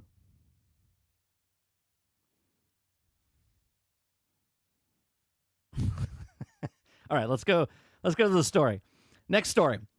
Don't compare Assassin's Creed Shadows launch to a Perfect Storm. Valhalla benefited from Ubisoft's internal email. Says compared to its origins, Odyssey and Mirage. Again, can we talk about the goddamn lengthy title? I don't know if you guys know this. 6 to 8 words. 6 to 8 words is all you need for a title. Don't compare Assassin's Creed to Origins, Odyssey, or Mirage. That's all they need to put. No, they got to put, don't compare Assassin's Creed Shadows launch to Perfect Storm. Valhalla benefited from Ubisoft internal Jesus Christ. Can we go back to school, please? Okay. There's an enormous pressure of Assassin's Creed Shadows to do well. Ubisoft globally, after a number of delays and sales failures last year, Star Wars Outlaws, which everyone defended, by the way. We played 50 hours of it on stream. I enjoyed my time with Outlaws, but we knew it was broke, buggy, and unfinished when it came out, and they fixed it over the next 4 months, and the sales were miserable. But the sales back then, they went, take it and suck it, Chads, because it's selling so well. Now they're admitting that it didn't sell at all. Indeed, Ubisoft suffered a number of high-profile flops, layoffs, studio closures, and game cancellations in the run-up to Assassin's Creed Shadows release. Things have gotten so bad that Ubisoft, that is funding Guillemot's family, is reportedly exploring talks with Chinese megacorp Tencent and other investors on a buyout deal to also be preserve control of the company's intellectual properties. So the video game world is watching Assassin's Creed Shadow early performance closely, super close, probably maybe unhealthy close, really, to success of failure. So far, Ubisoft has yet to announce its sales figures. That right there makes me laugh because I've seen at least 15 articles talking about how good the sales are. Okay. Assassin's Creed Shadows hits 2 million players just 2 days after launch, surpassing the launch of both Origins and Odyssey. How come I haven't heard an update of what they got day 3? Or day 4? Or day 5? Like, how come I haven't heard the numbers after day 2? Day 2 is it, huh? Let's continue. There's also a lot of attention on Shadows' Steam concurrents, which are being compared to those of AAA single-player games and recently released, as well as previous Assassin's Creed games on Valve's platform. Shadow became the most played Assassin's Creed game ever on Steam over the weekend, with 825 peak concurrent players. Now, obviously, that is actually real, okay? That's not fake. They can say that. These are actual factual things. Assassin's Creed Shadows this weekend was 64,825 peak concurrent players, is the most ever played of Assassin's Creed, because it's the first Assassin's Creed ever to be on this day and date, okay? BioWare's single-player Dragon Age Veilguard was at peak of 89,418 players, and remember, that sold like hotcakes and was the fantastic game. It was just selling on console, guys. It was selling on console, even though they sold less than 1.5 million copies, okay? It's hard to make a call whether the Shadows is below, meeting, or exceeding Ubisoft's expectations without knowing what those expectations were. That's exactly right. Right? If you tell me a number, but then compare it to a number I don't know, and I don't know this number, and I don't know that number, then basically you shouldn't even talk about the fucking thing, because if you're not going to share the numbers, then what's the point of sharing the numbers? Okay? So, it says here, who revealed the internet internal email reviewed by IGN has helped us better understand the game's first weekend performance. Here's what we found out. Shadow delivered the second highest day one sales revenue in franchise history, behind only 2020's Valhalla. Remember, none of these games have ever launched on Steam before. Okay?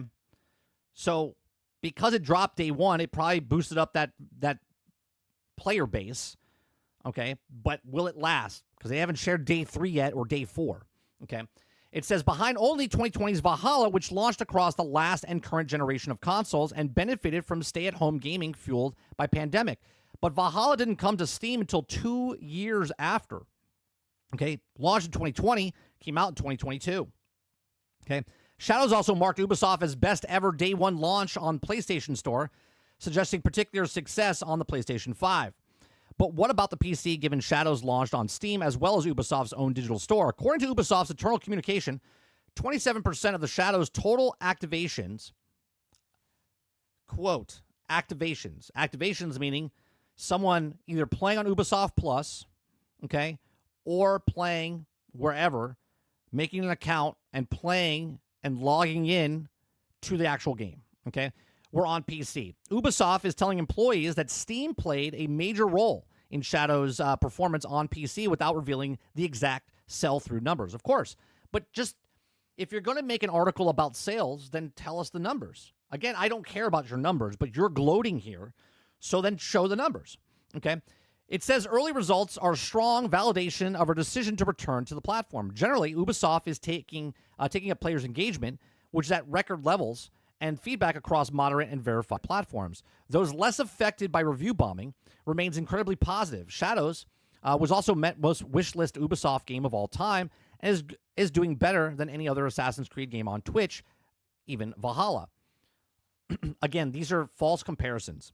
Okay, Shadow wishlisted Ubisoft game of all time. Again, their games never came out on Steam day and date. So obviously, because the second game, because Star Wars Outlaws, I think, was the first game to come out. Okay, so now it's comparing that to Star Wars Outlaws. This is the most highest sold game wish list over this game, which didn't sell very well, right? You see what I'm saying? So, and then the Twitch numbers, the engagement on Twitch is not very good, right? A fake game, not a fake game, a parody game came out, and because Asmongold watched or played it, the Twitch viewership actually surpassed Assassin's Creed, which is it's not very good. Let's look at that, right? Even the meme passed it, okay? It's here that Ubisoft's internal communication provides context on comparison between Shadow's launch and other games in the franchise. What's clear is that Shadows is not doing as well as Valhalla did at launch. Well, it wouldn't because we're not stuck at home, okay? But Ubisoft is saying it's not fair to compare the two because Valhalla benefited from the perfect storm of a pandemic-fueled stay-at-home gaming and launched the Xbox Series X and S and PlayStation 5 in 2020. Now, I did see a tweet by Tom Henderson who said he got his information from people with inside the company itself, and they were comparing it to Valhalla, okay? So again, it's not us comparing it to Valhalla. It's their own internal staff that's comparing it to the other game to show to us that it's, well, see, these numbers are this high, and this is like Valhalla, so obviously Valhalla being good means that this game is good, okay? So Valhalla launched under extraordinary conditions in the middle of the global pandemic with the widespread lockdowns and a brand new console hardware internal communication reads. It was perfect storm, and it was never to be seen again, okay? This is why more meaningful and compared Shadows to entries like Origins, Odyssey, and Mirage. Games released in more typical cycles and is also the frame. Shadows is already setting new bars illustrated above. Now, again, Odyssey didn't come out on Steam day and date. So obviously, if they only had two platforms before, which would be Xbox and PlayStation, okay? And I think it did like 450,000, okay, in the first day.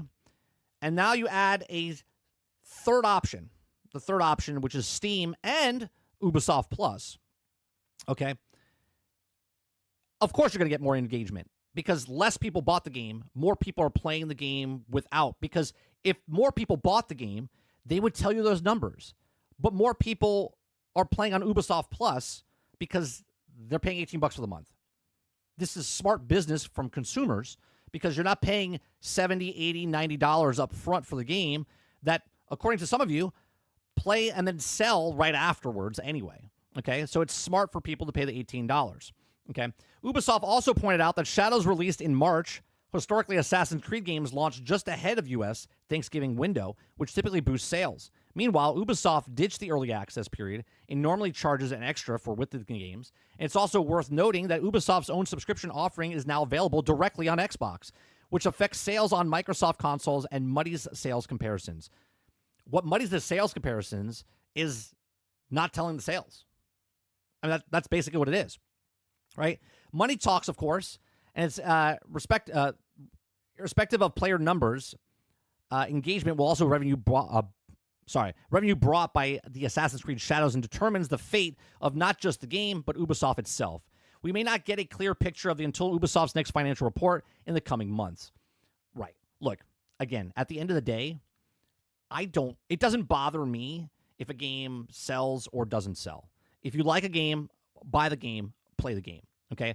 But when a company comes out, corporations come out, okay, they have to try to push the narrative, right? We've talked about this in the past before Assassin's Creed Shadows came out. I'm not picking on Assassin's Creed Shadows. This is just the latest, greatest thing to talk about of how corporations try to shift the narrative, and it's like a magic trick. Oh, look, my thumb is coming off, right? Like, oh my God, right? That's what they're trying to do here, okay?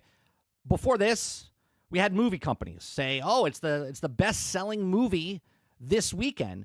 And if it's not the best-selling movie of the weekend, it's the best-selling movie of the holiday weekend. And if it's not the best holiday weekend, it's the best holiday weekend during a full moon. And if it's not the best holiday weekend with the full moon, it's the best holiday weekend in a day that starts with F. You know what I mean? Like, they do what they need to do to market the thing. So much so, let's go into the next story, which I just read the title, and it kind of brings into this, okay? Former Valve executive says that the company struggled to sell Half-Life until coming up with the ultimate one simple trick of marketing maneuvers, slapping a Game of the Year sticker on it. Now, think about that. Think about that for a second, right? Because the normal people, okay, the normal people in the world, as Robert Jones said, the general public, majority of the people don't watch podcasts like myself. They don't read the articles like this, okay? They don't go into depth like this. They watch their television set, they're watching their TV shows, or watching their ads on YouTube, and then they see a commercial. And they're like, wow, that looks really good. It either sells or doesn't sell. That's what commercials are supposed to do. Marketing, okay? I haven't even read the article yet. Half-Life. If I say it to you guys, everyone in this room goes, Half-Life, what a great fucking game. Love that game. Game is so good, right? We know what it was, but it wasn't successful until they put a Game of the Year sticker on the box to then put out to the normal people, is this game good? I mean, it's got a sticker on it that says Game of the Year, right? This goes into a bigger conversation of why there's game awards, why there's movie awards, right? Picture of the year. If this game got nominated and the nomination of these 5 games or 6 games in the category, that's good, right? Because it doesn't matter if they actually win Game of the Year. It's been nominated for Game of the Year. So you can now put that sticker on your box for Game of the Year, okay? So let's continue with this. If you guys like what I do here, we do this Monday through Thursday from 10 o'clock in the morning till noon Eastern. If you like it, hit that like button, hit that subscribe button. If you'd like to go above and beyond that, become a member as little as $5. We do live shows, uploads, shorts, podcasts across multiple platforms, and this live show right here on 30NSG. All right, so former Valve executive says that the company has struggled to sell Half-Life until coming up with the ultimate one simple trick of marketing maneuvers, slapping a Game of the Year sticker on the box, okay? One of this year's GDC highlights was a talk about Monica Harrington, a founding member of Valve and the company's first chief marketing officer, who went over her history with the company and brought us Half-Life Steam. Give me one second. There's a whole bunch of Harrington's recollections to pick out, like when she gave her nephew some money for school supplies, found out he spent it on a CD-ROM copier thanks to the lovely thank you note, and released a DRM was going to be very important. In later sit-down with the PCG Ted Lynchfield, Harrington's expanded on some of the other challenges faced at Valve in the late 1990s, including the fact that no one seemed to want to pay attention to the new game called Half-Life. You can't blame them, really. The game came out on orange box cover, a messy graffiti-style design, and the lambaded symbol. Aesthetically, I don't mind it, but can you see why it wasn't flying off the shelves? Okay, Harrington realized that Valve was in trouble. Not only that, it had to rely on publisher Syria to keep it up inside the bargain of the distribution of the case, okay? But the game is also a new box art innovation. The Game of the Year sticker, Half-Life, has been so well reviewed in so many outlets that this is also a legitimate claim. It's the first one that the sticker applied to existing inventory. Soon, they applied it to existing inventory. Soon, Sierra would also publish the game with a new box art showing Gordon Freeman, which also, while perhaps not as pure as the original, definitely strikes as me as more sellable. Okay? Now, think about that paragraph for a second. Okay?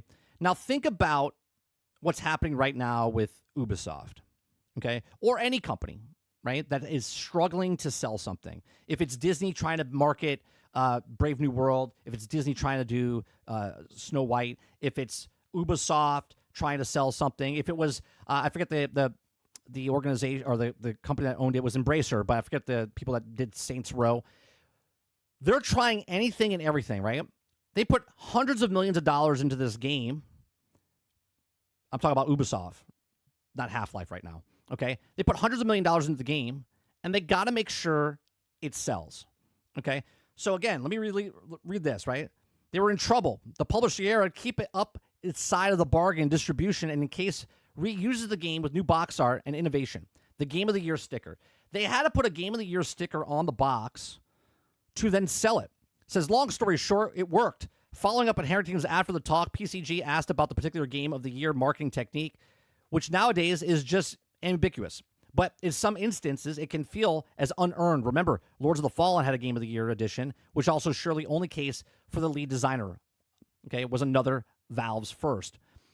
Says, quote, I think so, said Harrington. I mean, certainly it had never been used in that way, to my acknowledgement. There was never a case where the particular game or given a year just got out so many acolytes so quickly. There was also one where it's also hindsight. People would say, oh, that was a pivotal game, but it's unusual for as much as the plan to happen so quickly around the same thing. This is one of those weirdly full circle moments for Valve where it even also dealing with the problem in the late 90s, it was also foreshadowed some of the challenges and developers would also later face down the road on its own platform. PCG asking Harrington was also saw most fundamental changes in digital distribution had brought the marketing games over her career. One of the things that she said, it seems to be kind of, is when we talked about people here and talk about the real challenges of trying to break out of the clutter, said Harrington. So now there are tens of thousands of gamers released each year, and there's also well be more than that, but really hard to get people to pay attention. Okay? And that is what they're doing right now, in my opinion, with Ubisoft. Ubisoft's in trouble. We know this. Ubisoft's in trouble. Okay? It's publicly. There's just turmoil going in, right? We're not even talking about Shadows. We're talking about Ubisoft, the company. They're in trouble right now, right? They don't know if they're selling IPs off. They don't even know if they're going to be a company. They don't know if they're selling off to Tencent. We'll know when they know, okay? But now we go down to Assassin's Creed Shadows, and they have to spin it in every way, shape, or form. They're not lying. They're saying exactly what they're saying. 2 million people are playing it, okay? 64,000 people are on Steam.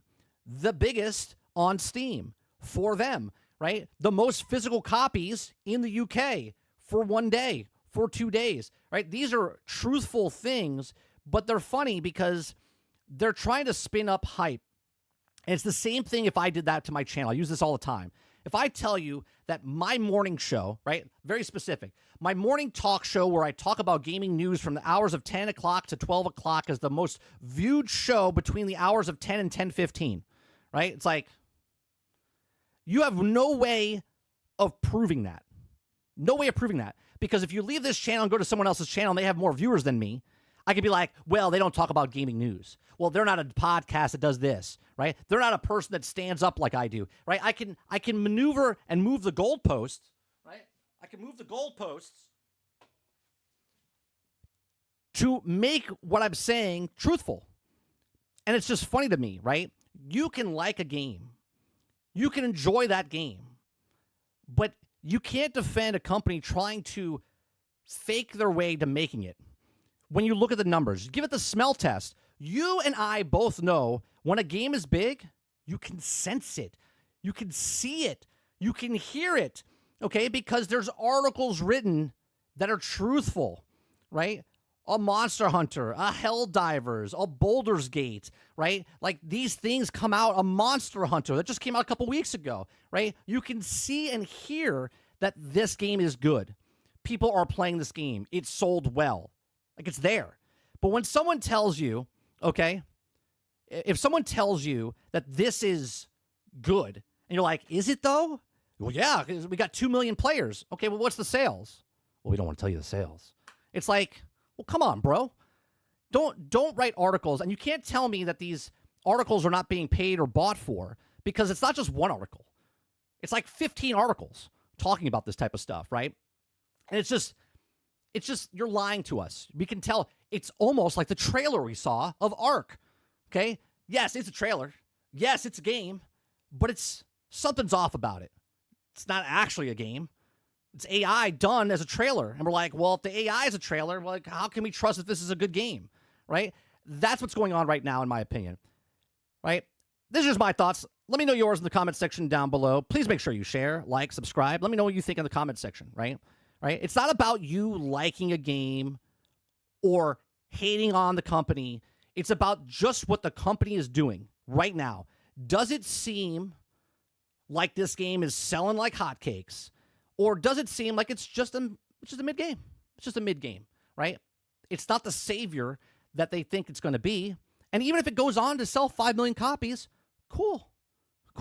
But right now, saying day 1 sales, day 2 sales, but missing day 3, 4, 5, like I can post a video and it does this right off the bat. I'm like, this video is going to hit 1 million views. And then right after I say that, it goes down. And then I don't share the info anymore. I'm like, well, it didn't. Someone asked down the line, hey, how'd that video go? I'm like, oh, it only hit, 1,000 views. Oh, I thought you said it was going to hit 1 million. Well, things change. Okay.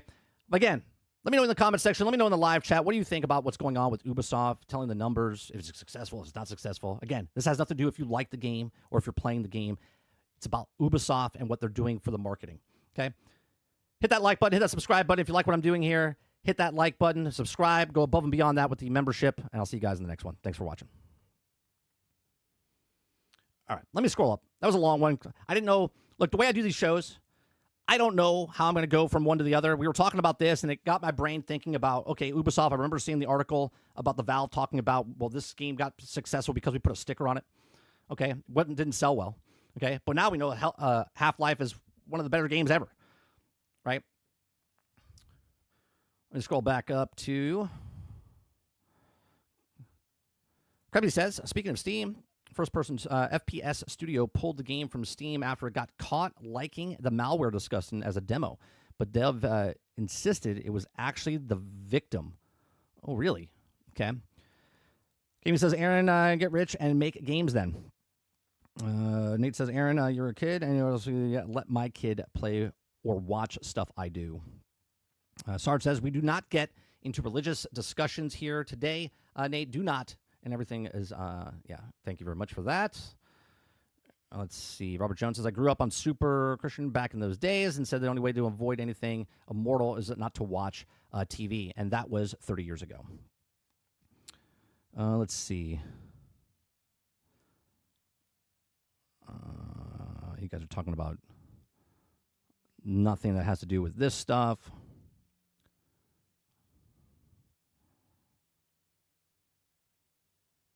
Man, you guys are... Aaron says, better listen to that 30. He's speaking facts. I agree. I agree with your statement. First 48 says, I like the streamer and his mods. I'm not getting timed out for talking nice. Reforge bans when you're talking nice and his mods is a dick. I mean, First 48, I'll tell you this, right? Lono's a friend of mine. I don't like talking shit about any streamer. What he does and what his mods do in their channel is their business. The way I run my channel and what we do in here is my business. So I appreciate, just you don't have to talk shit about other content creators. And that goes for anybody. That goes for any content creator. It just so happens that Lono or Reforge is a friend of mine. I'm a straight shooter. We don't normally ban anybody. You have to do something pretty fucking stupid or get me pretty pissed off for me to ban anybody. Kylo says, most viewed show of a middle-aged man that stands up in his desk and talks about video game sales between the hours of 10 and 10:30. It's a must-watch. That's exactly right. I think everything you said there, we could post that on a picture. Boom, right there.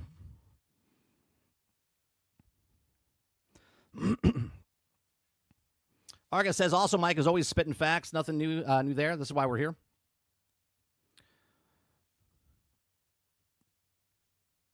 Travis says, 30 it's a very simple thing. If you want to boast up the sales, then give us the sales numbers. But honestly, all the players' crap is just give me us the numbers, right? But Travis, I don't even care about the numbers. If you're willing to share your numbers, then share your numbers. Don't tippy-toe around the numbers and pretend that they're bigger than they are. Sarge says, but I like fat chicks. Does that automatically make me a chubby chaser? I mean, I guess. Sure.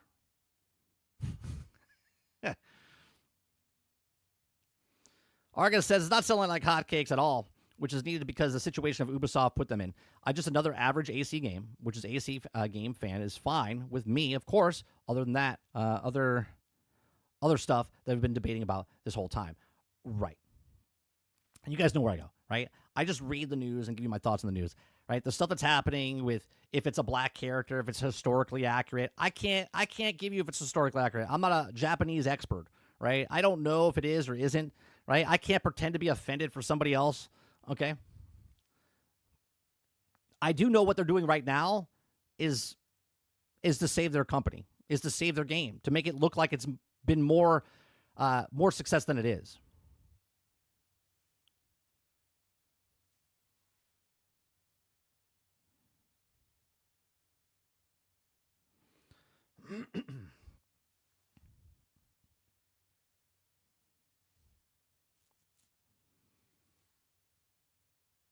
Let's see here.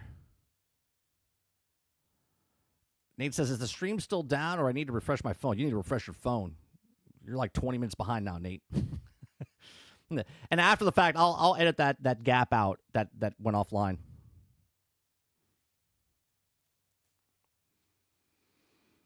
Waterbear says, Google makes us Japanese experts. Yeah, everyone's a fucking lawyer, doctor, Japanese expert, history expert. Everyone's an expert on stuff. Not me. If I don't know something, I'll be like, I won't say it as fact. I'll be like, is this it? Like the article earlier with Sucker Punch was like, wait a minute. Wasn't it Guerrilla Games? Right? I'm asking a question. I'm not saying, yeah, Sucker Punch was it. You know, I don't do that. I don't do that.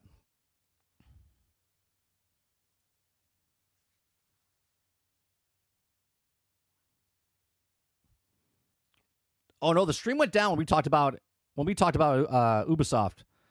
Like it went down. They're like, quick, red flag, this guy's talking about Ubisoft. Cancel. That's what happened. That's what I think happened. That's my tinfoil hat. That's my tinfoil hat.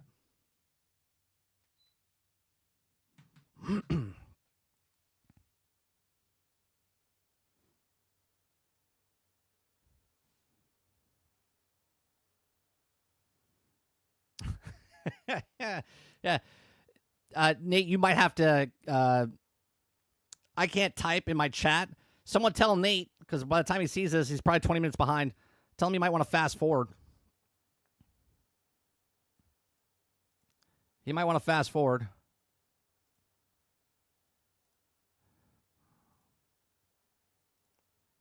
All right, we got that. We got this. We did that. Oh, we did good. All right, the next thing we got.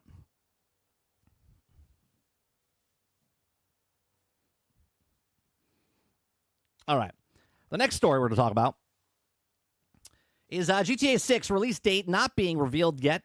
Could be disastrous for some, analysts say. Now, again, haven't read the article. We're going to read the article together. Okay, but I think just from the heading, first of all, can I just say? That's a heading. Still a little too long. It's got like 10 words, right? GTA 6. We'll do that as one. Release date not being revealed yet. Could be disastrous. That's 10, 11, 12. That's 14 words, but at least it's a little bit more constraint, right? Congratulations. Okay. GTA 6 release date not being revealed yet. Could be disastrous for some, analysts say. Now, I'm assuming that because they haven't announced the date, people are waiting, right? Smaller companies, bigger companies, they're all trying to wait to see when this video game is dropping, because we always talk about this. You do not want to drop anywhere near this thing. This thing is going to be a disastrous, like picture a tornado just ripping a gorge out, destroying everything in its path, okay? You want to get out of its way, right? And you don't want to be in its path, okay? So you got to try to move around, right? So I'm assuming that's what this is talking about. There's some companies that are going to be hurting, but we'll see. All right, if you guys like what I do this Monday through Thursday from 10 o'clock in the morning until noon Eastern. If you like it, hit that like button, hit that subscribe button. If you'd like to go above and beyond that, become a member as little as $5, right? So Rockstar Grand Theft Auto 6 is expected out in 2025. Biggest release, but the game still doesn't have a release date. The lack of a release date could make it a stressful time for some studios, according to Newzoo's Ben Porter. Okay, he told PC Gamer that because the GTA's looms so large that the fate of other games and studios may depend on its release timing. Okay, quote, if you're a game company who's holding its breath waiting for GTA 6 to get out and then gets delayed by 3 or 4 or 6 months, what do? We talked about this a couple weeks ago when Battlefield said, should they release in November or do they push it back to February or March next year? And we started laughing because I said, what about if they delay it because they think Grand Theft Auto is coming out and they go back to March or February and then Grand Theft Auto comes out, even though it's not the same type of game. Sorry, Battlefield, you're going to lose and you're going to go bankrupt. Okay, so that's a thing. Okay, so Porter says you're either able to launch it into the big black hole. It's been left open now, or you have to extend your run rate by additional 6 months. And I'm certain some companies are going to tank as a result of that, right? As of that, right? Porter agreed that the companies like Ubisoft, in believing that GTA 6 release may help rejuvenate the market overall, but at the same time, Porter doesn't believe that GTA 6 launch will be universally uplifting. He says, quote, everybody that was talking to was in the ships trying to move out of the way of the big iceberg that GTA 6 is, Porter said. Everybody is trying to pull their game forward, push their game back. Their strategy is to get out of the way. It's like I know what I'm fucking talking about, right? So if that's everybody's behavior, is now that how do you believe that this is going to rejuvenate the game industry?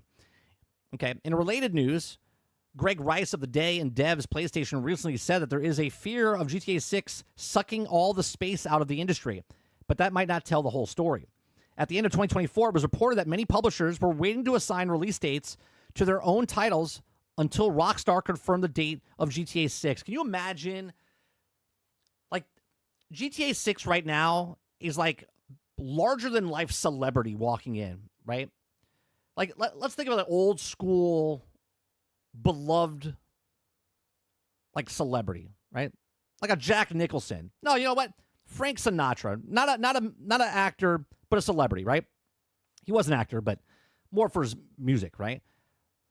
There's a bunch of celebrities in the room, right? They're all representing different game companies. But then Frank Sinatra walks in, and no one gives a shit about anybody else in that room except for Frank Sinatra, okay?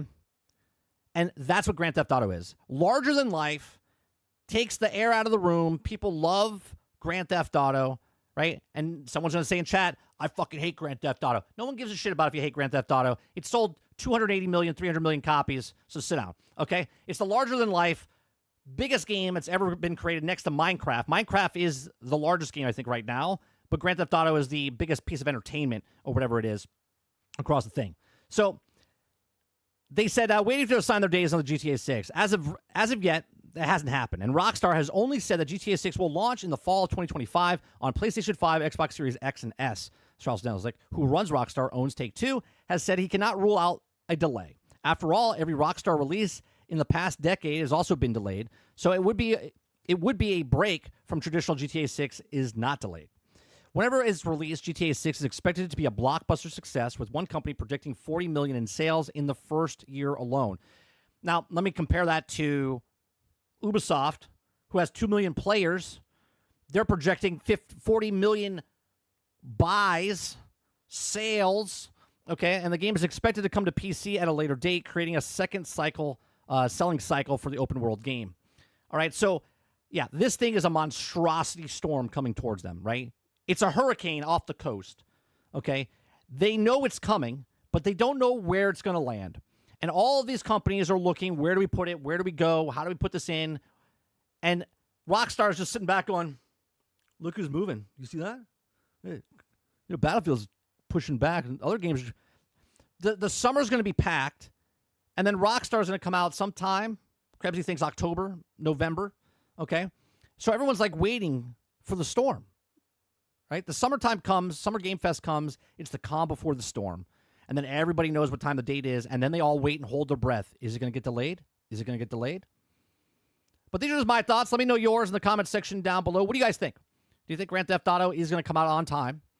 Do you think in the next week, maybe a month, we see the next trailer, we see a release date? It says what Krebsy's been saying, October, what was it, 23rd, Krebsy? Or November, okay? Early November. Or do you think it's going to get delayed once they announce that time frame? And Krebsy will be right. But then it'll get delayed into early next year. Let me know in the comment section. Let me know in the live chat. Please make sure you share, like, subscribe. And if you like what I do here, check out some of our other videos. Thanks for watching.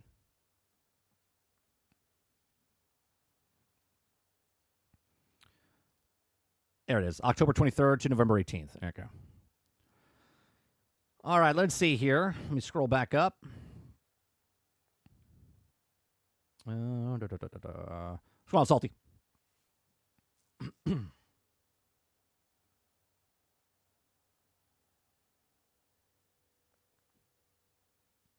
That's way too late. That's way too late. Because if they go to the final, the final trailer you say will be at the Game Awards, that's too late. I don't think that'll do it. That's not their MO, the way they did it, or the way they've done it, I should say. Salty says, I'm going to be honest. Ubisoft needs to switch hands. It needs to be innovative, and it has no competition because of today's studios aren't stuck in the past. How you make exciting new games. Let's see. Sarge says, everyone is dancing around GTA 6. Nate says, fall of 2025. Waterbear says, GTA 6 is like Debo from Friday. First 48 Gaming says, there's no trailer because they don't have a release date. Rockstar very rarely pushes dates once given. They've actually pushed a lot of their dates once it's given. Let's see. It's not coming out until 2026, Travis says. Kylo says, if it gets delayed, it can see the companies rushing unfinished games out the door. Going to be a shit show with buggy games later this year. I mean, Kylo, it just sounds like you're just talking about normal games right now. First 48 says, with GTA 6 is more than $70, not buying. Rumors are saying it's $100, man. We had a conversation last week, right? $100. Obviously, as a streamer, I think I have to buy it because it is what it is. But if I wasn't a streamer, I don't think I know I'm not buying that game at $100.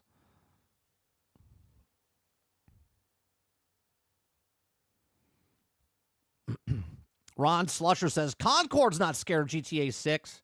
Yeah, Concord's not scared of anything. They're already done. Krebsy says, Insider Gaming released an article saying at least 3 major publishers are ready to delay games just to avoid GTA 6. Do you have that? We'll do that tomorrow if that's an article that you put in the story section. Salty says, I'm just a writer clutching at straws just to write something because no one cares of their medium.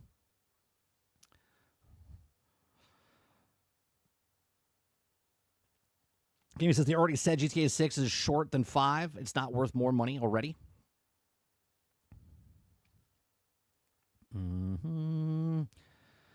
Gravity says release windows October 23rd to November 18th.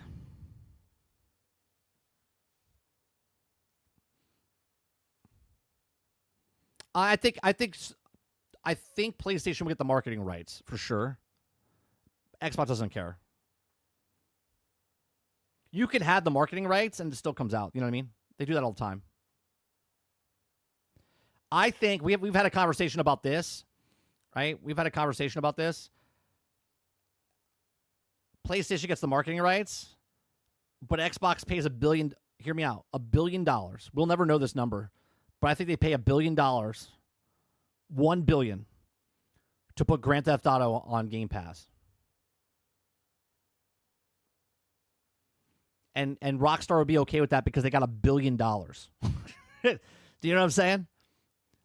That's my far-fetched thing, right? They pay $1 billion to get it on Game Pass for like 1 month, 2 months, whatever it is, just to bring up those numbers for people to play it. Because Rockstar is not going to lose money. They got the money up front, and they know those people that play it are going to buy it later to get the online anyway. Ron says, what about if GTA 6 is actually a 5v5 hero shooter? Could you imagine, Ron? Could you imagine? I'm generally surprised that GTA 6 released this year. We haven't even seen a gameplay trailer yet. That's probably because it's in April.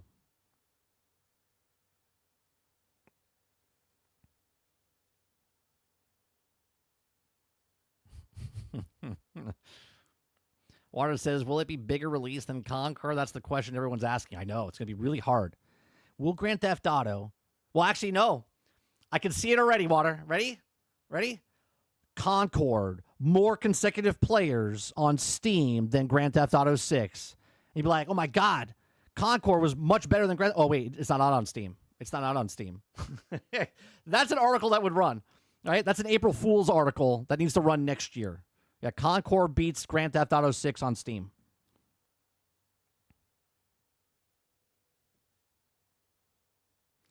Argus says, for now, the only thing that I'm worried about is playing the story mode. don't much of a for when it comes out. Personally, I'm more hyped about the Light No Fire. Yeah, where's Light No Fire? Like, where's that?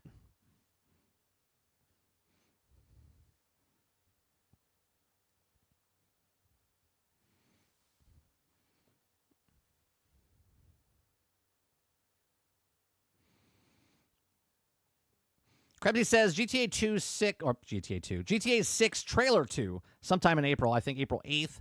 This will also come with marketing with Sony, and we'll get the character trailers in June. I think, what do they usually do, Krebsy? What's that one that always happens where they give you like a long, like documentary? It's like 7 minutes long. It's got the narrator, if it's a guy or a girl, and they just show you what's happening. Is that after the next trailer? Like the third trailer? That's what you're talking about?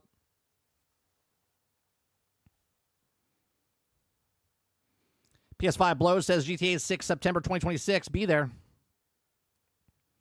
Nate says October or November. I agree. Yeah, I've said the same thing. I think it comes out in like late October, early November. I would have to go back to one of the things I said like over a year ago, 2 years ago. We were wrong when we all thought there's a show in GXG. We were talking about 2020. It was coming out in 2022. Here we are in 2025. Still not here.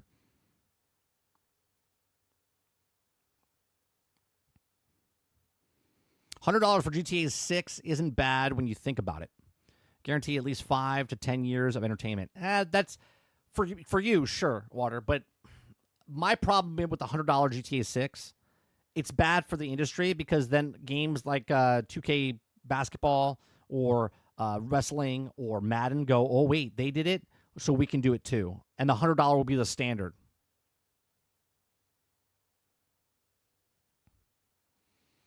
I don't know. Rockstar hates Game Pass. Really? Because Grand Theft Auto has been on Game Pass, and with the leaked documents from FTC, they got paid, again, we don't know exactly, but it said they got paid between $12 and $15 million a month. And Red Dead Redemption was on there for like 6 months. Grand Theft Auto was on there for like 6 months at one point. So I don't know if they really hate, right? Hate's a strong word. Money talks, bullshit walks. If they give you $1 billion and you don't got to do a fucking thing but put it on their system, I think they take it.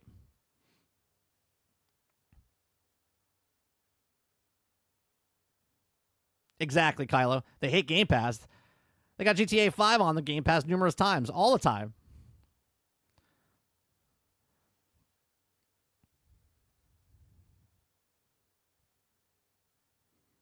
Games still cost more, though. Right? Even him saying, I don't like Game Pass, his game's costing $100. If Microsoft gives the money up front, they're going to make the money from Microsoft. They're going to make the money from the people that are buying the game. They're going to make the money after people are done with Game Pass because they're going to buy the online version of it. Krebsy says, I'm just glad that Travis hates GTA. Oh, man. The game is going to literally make GTA 5 look like a goddamn dwarf planet.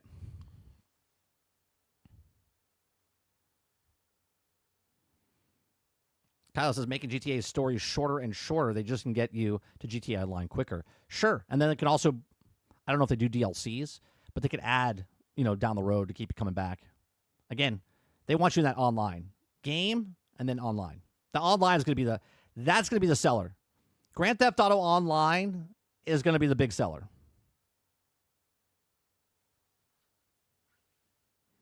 How much do you think that Rockstar is charging for the marketing rights?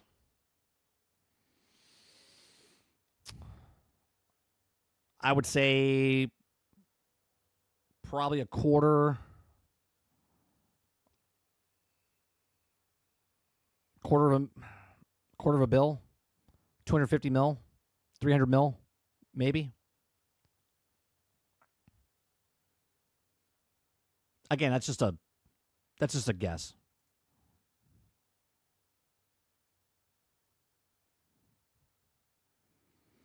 Makoki says, I'm waiting for the inevitable can't optimize on the Series S, and everyone says PlayStation paid for exclusivity.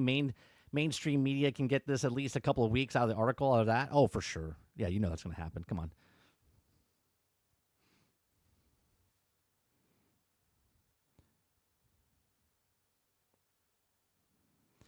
Is Kingmaker coming out to all platforms just on PC first? Yes.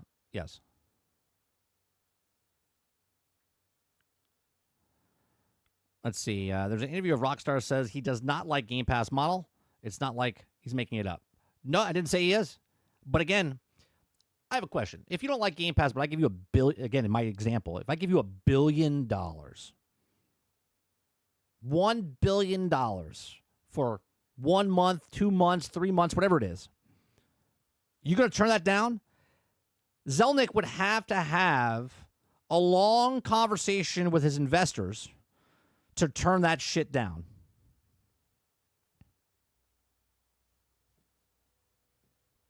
He doesn't have to like the business model, but the investors.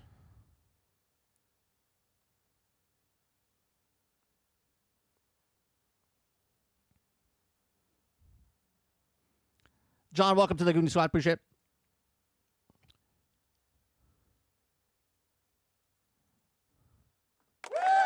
Thank you very much for becoming a member. Appreciate that. So it says, depends on the, but they know it'll sell well like hotcakes regardless without Microsoft Game Pass. I just pocket money for Rockstar. Right. That's what I'm saying. The Game Pass is just cherry on top, right? If they paid for that.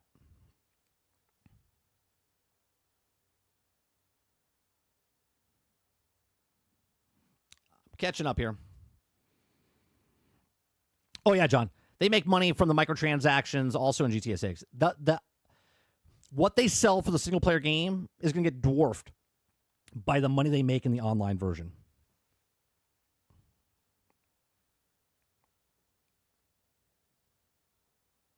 Sarge says $1 billion is like 3 months of Game Pass. They wouldn't even care. It's like technically 2 months, right? They're making like 450 mil to 500 mil on Game Pass as is right now.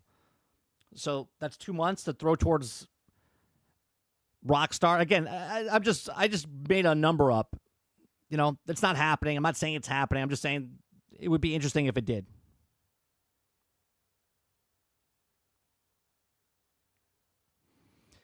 But that's the thing. You want it at release. Gaming. If they did it, it would be at release because you want people to jump in.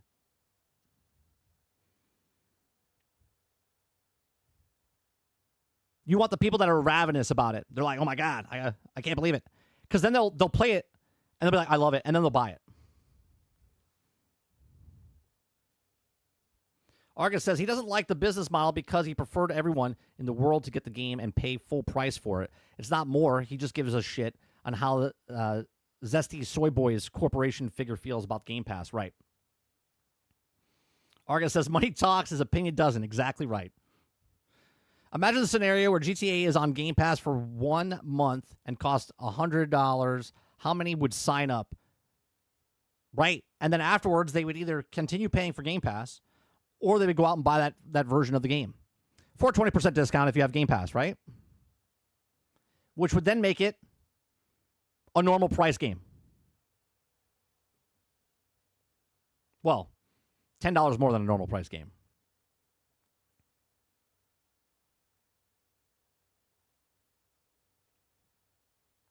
Especially if GTA 6 is $100, people would just get Game Pass, right? $1 billion. Yeah, that's exactly what would happen.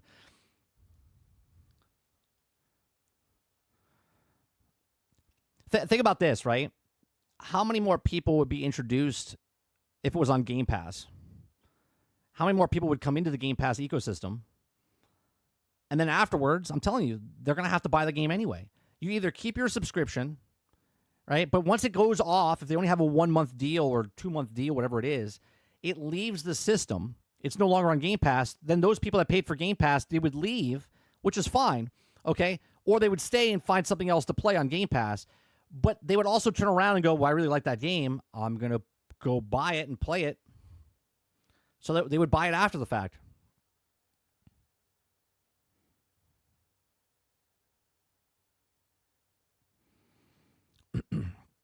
I think they make more money selling it for a few months than putting it on Game Pass. If they got $1 billion, okay? So they said that 40 million copies in the article. They said 40 million copies for the year, for 1 year, okay? So if it was 40 million copies divided by in 1 year, so 12 months, that's 3.3 million copies sold a month on average. Okay? So 3.3 million times $100 is $333 million. Okay? So if they made that much money, okay, for 1 month, if they sold on average 3 million copies a month for every month, but if Microsoft, in my example, if they gave them $1 billion, okay, they would have to sell 3 months worth of copies, 4 months worth of copies of games, and they're getting that money up front right at the beginning. And then after that, they're still selling the game. You see what I'm saying?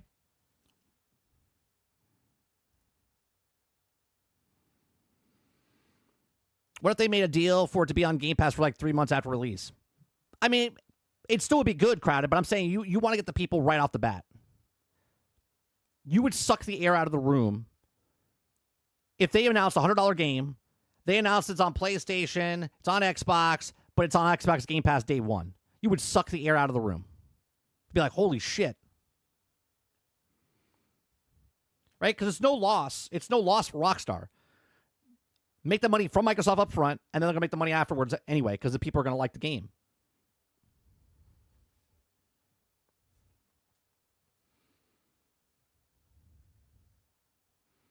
Could just throw GTA 6 online without story on Game Pass. True. Again, I'm not saying this is happening. I'm just saying in a world that this could be plausible. Everything's plausible now, right? People just throwing money left and right, right? It's not like they're buying the company. They're just giving the money. They're giving that money to the company to get an advantage or get people to come on Game Pass. Watch them offer 2 versions of GTA 6, $60 a piece, 1 copy is single player, and the other $60 for multiplayer. Could. I mean, they did it after the fact for GTA 5, where you can just pay for the online.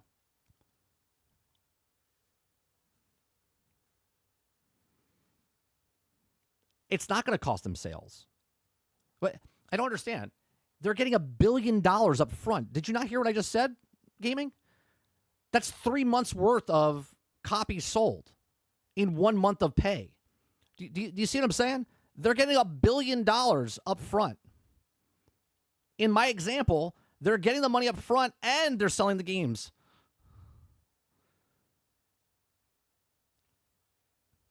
$1 billion. If it's $100, they're getting that up front. Well, they would do that anyway, Argus. They would put it on Game Pass down the road anyway. I'm saying a big significant would be putting it up front. If they put the Game Pass after it's been out for a while, which is likely how it would also go, I wouldn't sell more copies than they make on Game Pass.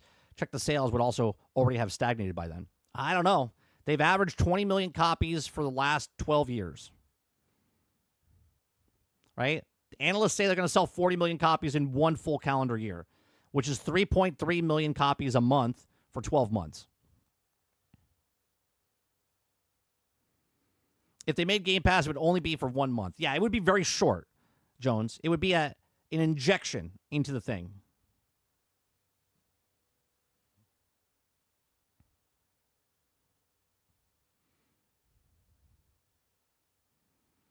I no longer need to buy it if it's on Game Pass. You see what I'm saying?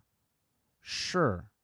But if you're not buying the game, it doesn't matter because they gave him a cash advance of $1 billion, which breaks down to about 10 million copies of Grand Theft Auto up front. You see what I'm saying? Them paying for Grand Theft Auto, if they put it on there for $1 billion, again, I want to be clear because someone will look at this and go, that's not going to happen. We're just having a conversation. If they did pay $1 billion, that's 10 million copies of the game up front. Xbox eats that cost. They want people to come into Game Pass. You're not buying the game. They don't give a shit. They already got the 10 million copies worth up front. And then, if you like the game and you want to continue playing it, guess what? You would have to go buy it.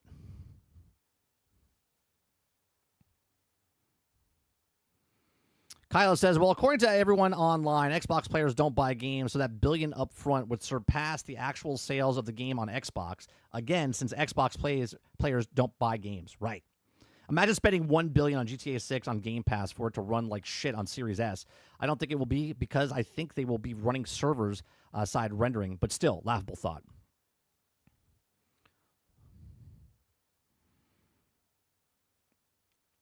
Let's see here.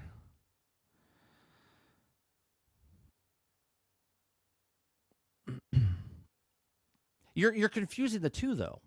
You're saying yes, but that's the people who only play single-player games who will never buy the game because it was on Game Pass. But those people would never buy the game anyway. If they're going to buy the game, they're going to buy the game. If they want to play the game, they weren't going to buy the game anyway. I think you're confused. I think you think that people are just getting it for free.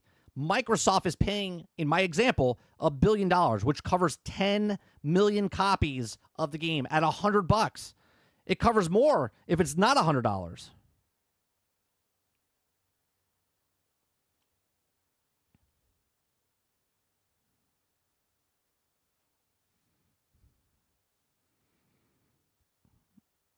That's exactly right, Krebsy. That's exactly right.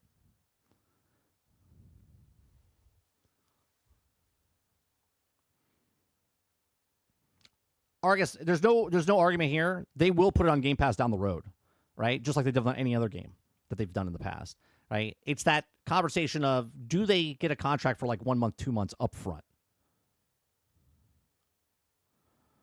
Yes, I get the billion, but you're still losing sales. I don't think you understand. I don't think you understand. I'm taking a ridiculous number. 10 million copies. They're not going to sell 10 million copies on Xbox. Do you understand? They're not losing sales. They would only make sales. They're getting the price of the game of 10 million people that would buy the game up front, day one on Game Pass. And then after the fact, if those people were interested in the game, they would go on after the fact and buy the game after the fact, meaning Rockstar's getting more money on top of that, right? And if they play online, they're getting microtransactions and shark cards and everything else.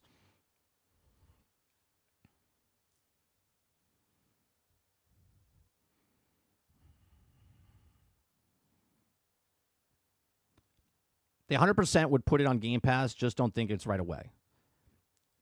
100% agree that they will put it on Game Pass down the road. That's not what this conversation is.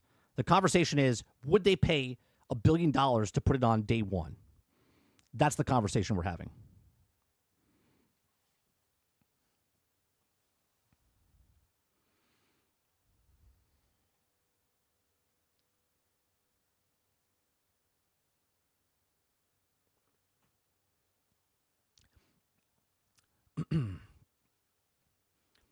I 100% get what you're saying. I just don't see them making as much of GTA 5 this way.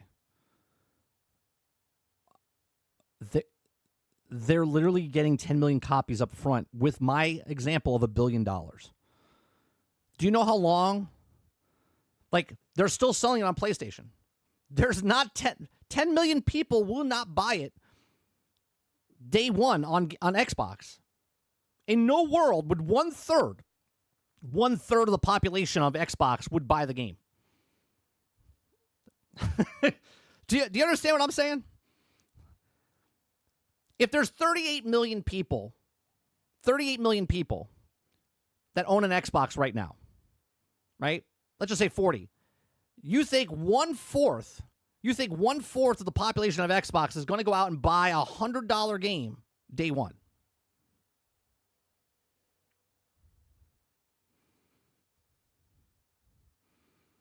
Hell, the analysts would be completely wrong then, because that means if 10 million people are buying it day one on Xbox alone, which is 1/4 of the population on Xbox, and then PlayStation gets their sales, and then they would make 40 million sales in like 2 months, let alone 1 year.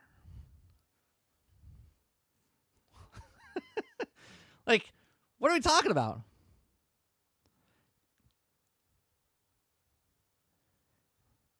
GTA 5 sold 10 million on Xbox alone. Over 12 years. Over 12 years. Look, let me go look up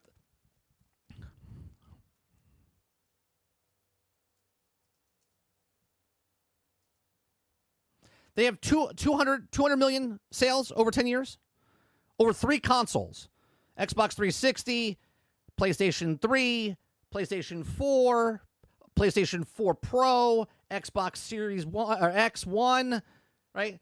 There's like 6, 7, 8 consoles they went across, then PC.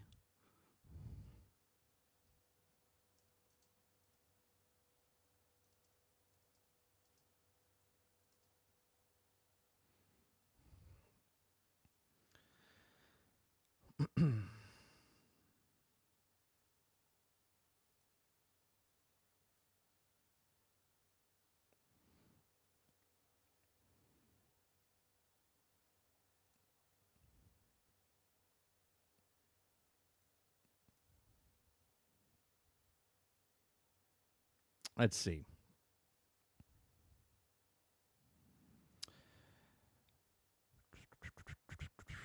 Where is this number?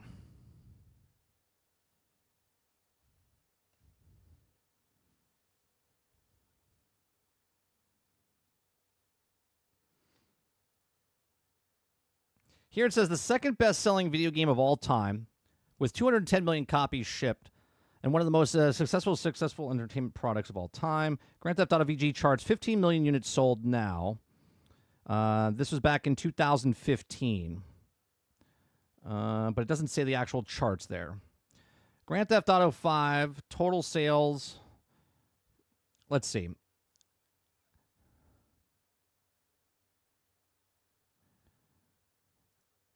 They had what, 88 million Xbox 360s out there? 84 million?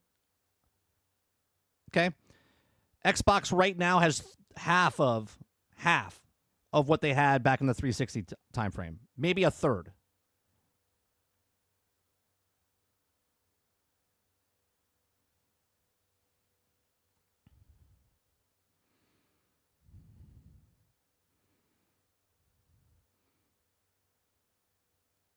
Minecraft is number 1 selling Xbox game of all time. Pretty sure GTA 5 is number 2 or 3.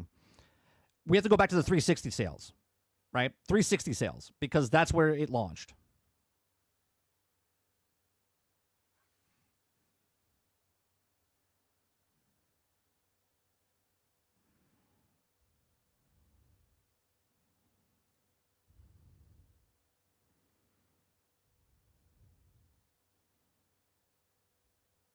Is this just for this? Let's see. List of the best-selling Xbox 360 video games. Let's see. List of video games on Xbox 360 video game consoles that have also sold and shipped. So here we go. Okay, December of 2009, over 353.8 million total copies of games have been sold on 360. Okay, so Grand Theft Auto 5 sold 22.95 million. Okay, release date in 2013, right? This is across the entire 22 million, not 22 million at launch, by the way, right? Not at launch. So you're right that it sold over 10 million copies, but you're wrong on how long it took to sell, right?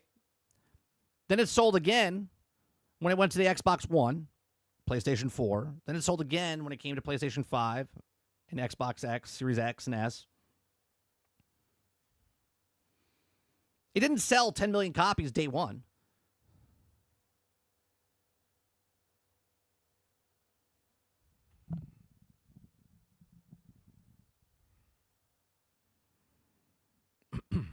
Eclipse says yes, but there's also like 100 or 200 other games that PC Game Pass does not have that Xbox does.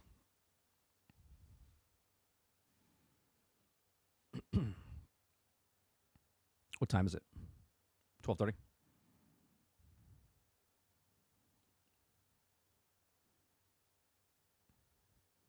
When did they stop supporting Xbox 360? It was 15, 16? Or they still support it?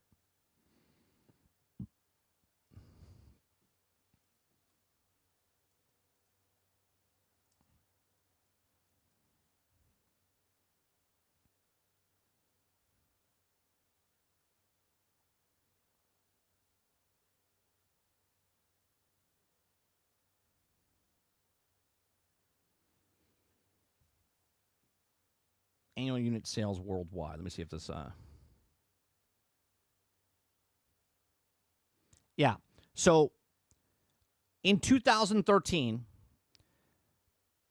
on all the consoles that they came out for, okay, it sold 32.5 million. Okay. Then it went down to 12.5, then 15, then 15, then 15, then 10, then 20, then 20. And it's been like that. It's sold an average of 20 million a year for the last 12 years.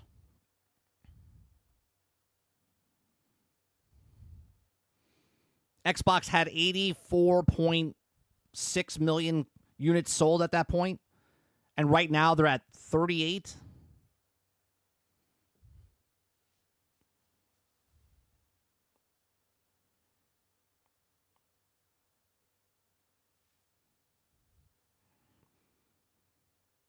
Only 12:30. You've been discussing GTA for like 30 minutes. That's fine.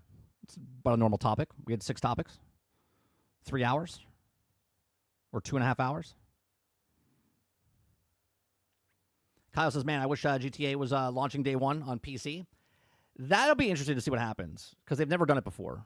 They've never done day one since they went 3D, right? Until they went to the Grand Theft Auto edition that you see now. Top Down was always on PC. The Top Down was on PC day one. But once they went to Grand Theft Auto 3, they stopped doing it.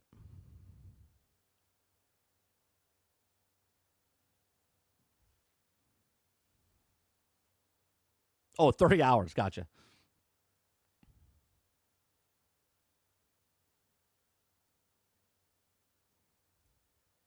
All right, let's go to Twitter. Let's go to Twitter. It's time for the morning scroll.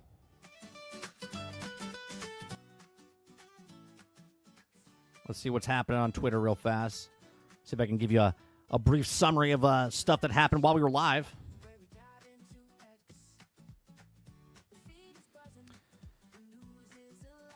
Yeah, Kotaku, big publishers and studios are scrambling to avoid GTA 6 launch.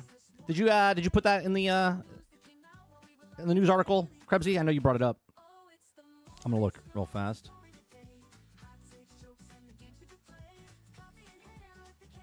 Major publishers, yeah, okay, you got that.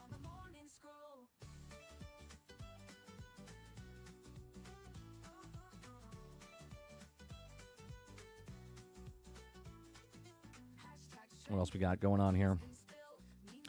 AC Shadows stole at 64,825 2 days ago. Their total peak right now was 43,000 last 24 hours and 38,000, a little less than 39,000 playing the game right now as of 12 minutes ago.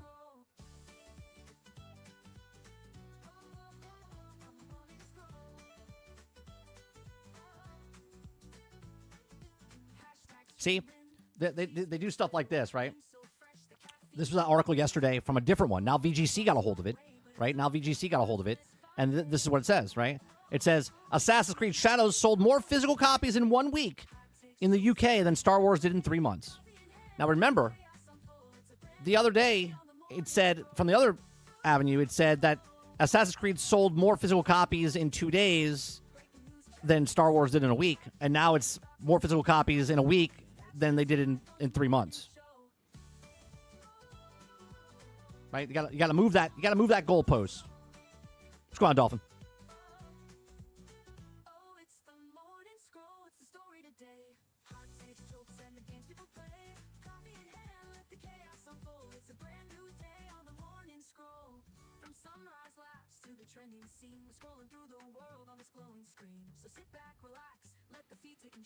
Metroid Prime 4 Beyond won't be a Nintendo Switch 2 Direct, it's claimed.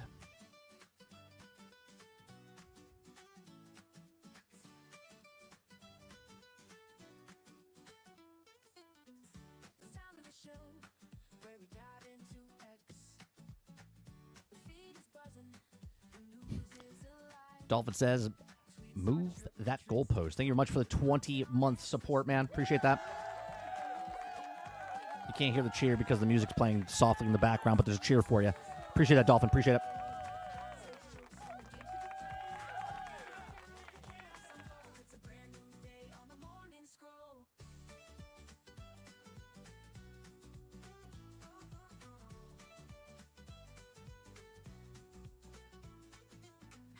Let's see what else is going on here.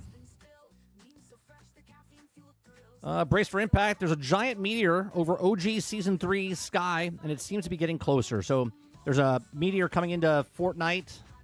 You guys are playing Fortnite. My son's playing Fortnite heavy right now.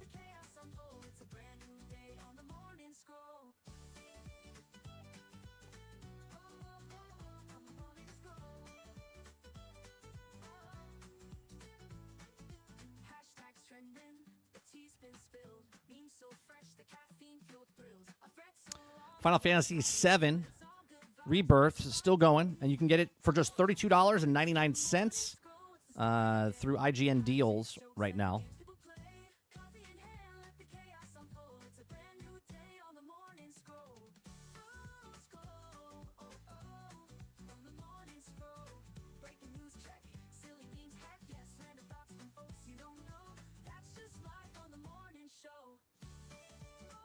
Dun, dun, dun. Let's see. Monster Hunter Wilds is finally they announced their new Monster Wilds is finally bringing in their fan favorite.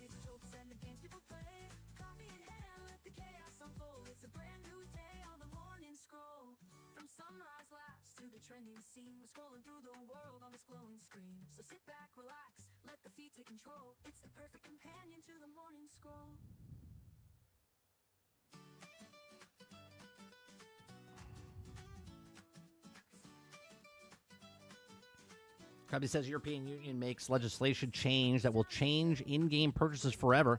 Video games can no longer use virtual currency to disguise the price of its in-game purchases. The European Union. Nice. That's a nice fix.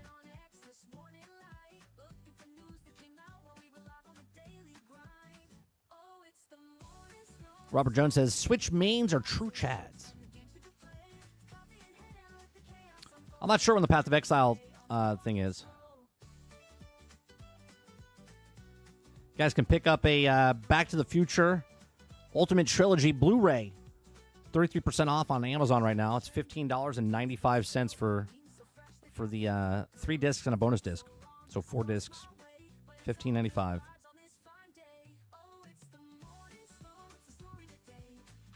Epic Game Store right now. Epic Game Store has Lord of the Rings Return of Moria. We played that on stream last year. I liked it. It's 40% off right now up until April 1st. So if you guys like that type of game, it's a good game. Recommend if you like that type of game.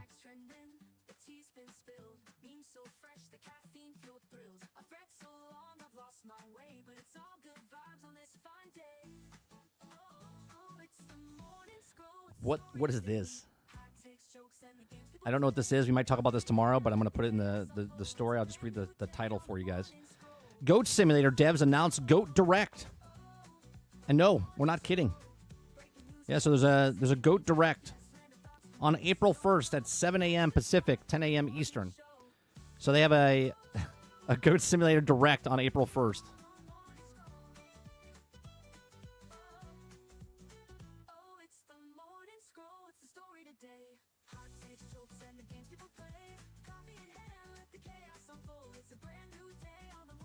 Yeah, Goat Direct.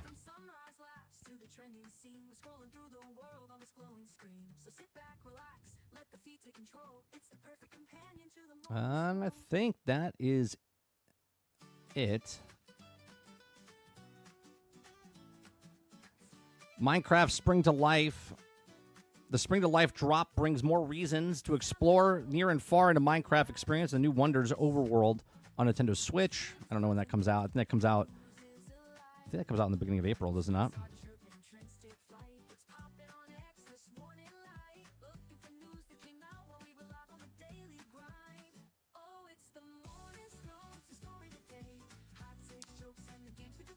Jack Black became obsessed with Lapis while playing 100 hours of Minecraft. Okay. That's literally pointless. You don't need it. You don't need it.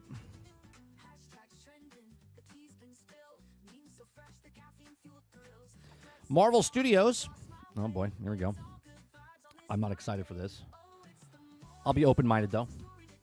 Marvel Studios' Young Avengers Champions Project will reportedly be a Disney Plus series instead of a movie. Well, you know what that means. bad writing.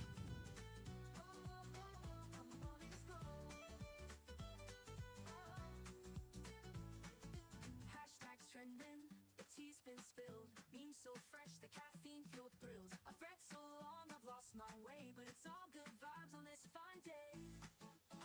Oh, it's the morning scroll, it's the story today.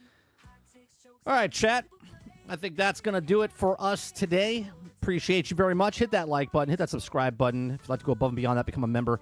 As little as $5. We're live Monday through Thursday from 10 o'clock in the morning till noon Eastern. We go over that to about 12:30. We just talk about gaming news stories, entertainment stories, give you my thoughts and opinions on the articles. If you like it, like I said, hit that like button. We have other channels that we go to. We go to 30 and Still Gaming tonight. We're continuing our playthrough of Avowed. Then tomorrow night, we're doing Split Fiction over there. And then we do uploads a little bit on that channel, and that's just gameplay.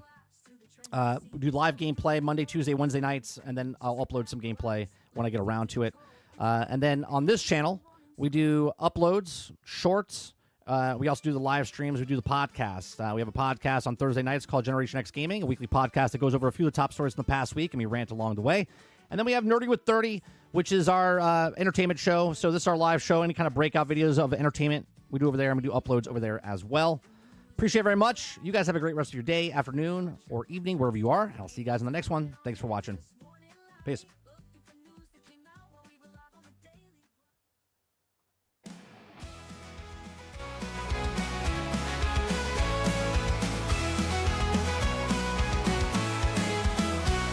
Good morning, sunshine, rise and shine. The daily grind is here on time with gaming news and fun galore. We'll chat and entertain once more.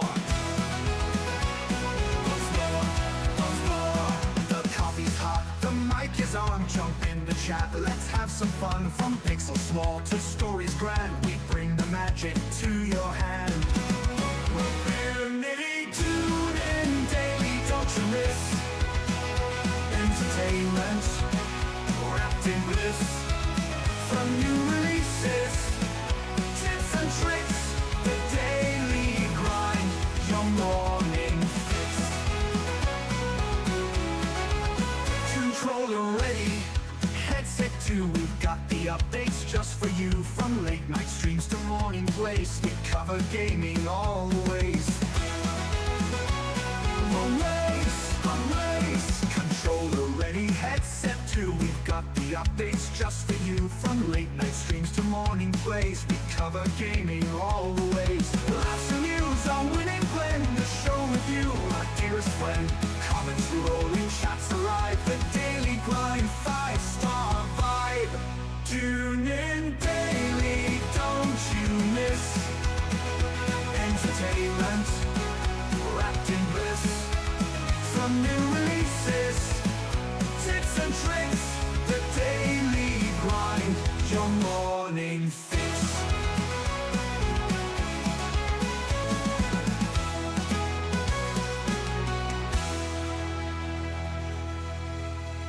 Good morning, sunshine, rise and shine. The daily grind is here on time with gaming news and fun galore. We'll chat and entertain once more. The coffee's hot, the mic is on. Jump in the chat, let's have some fun. From pixels small to stories grand, we bring the magic to your hand. Tune in daily, don't you miss? Entertainment wrapped in bliss. From new releases, tips and tricks, the daily grind, your morning fix. Come on in, your morning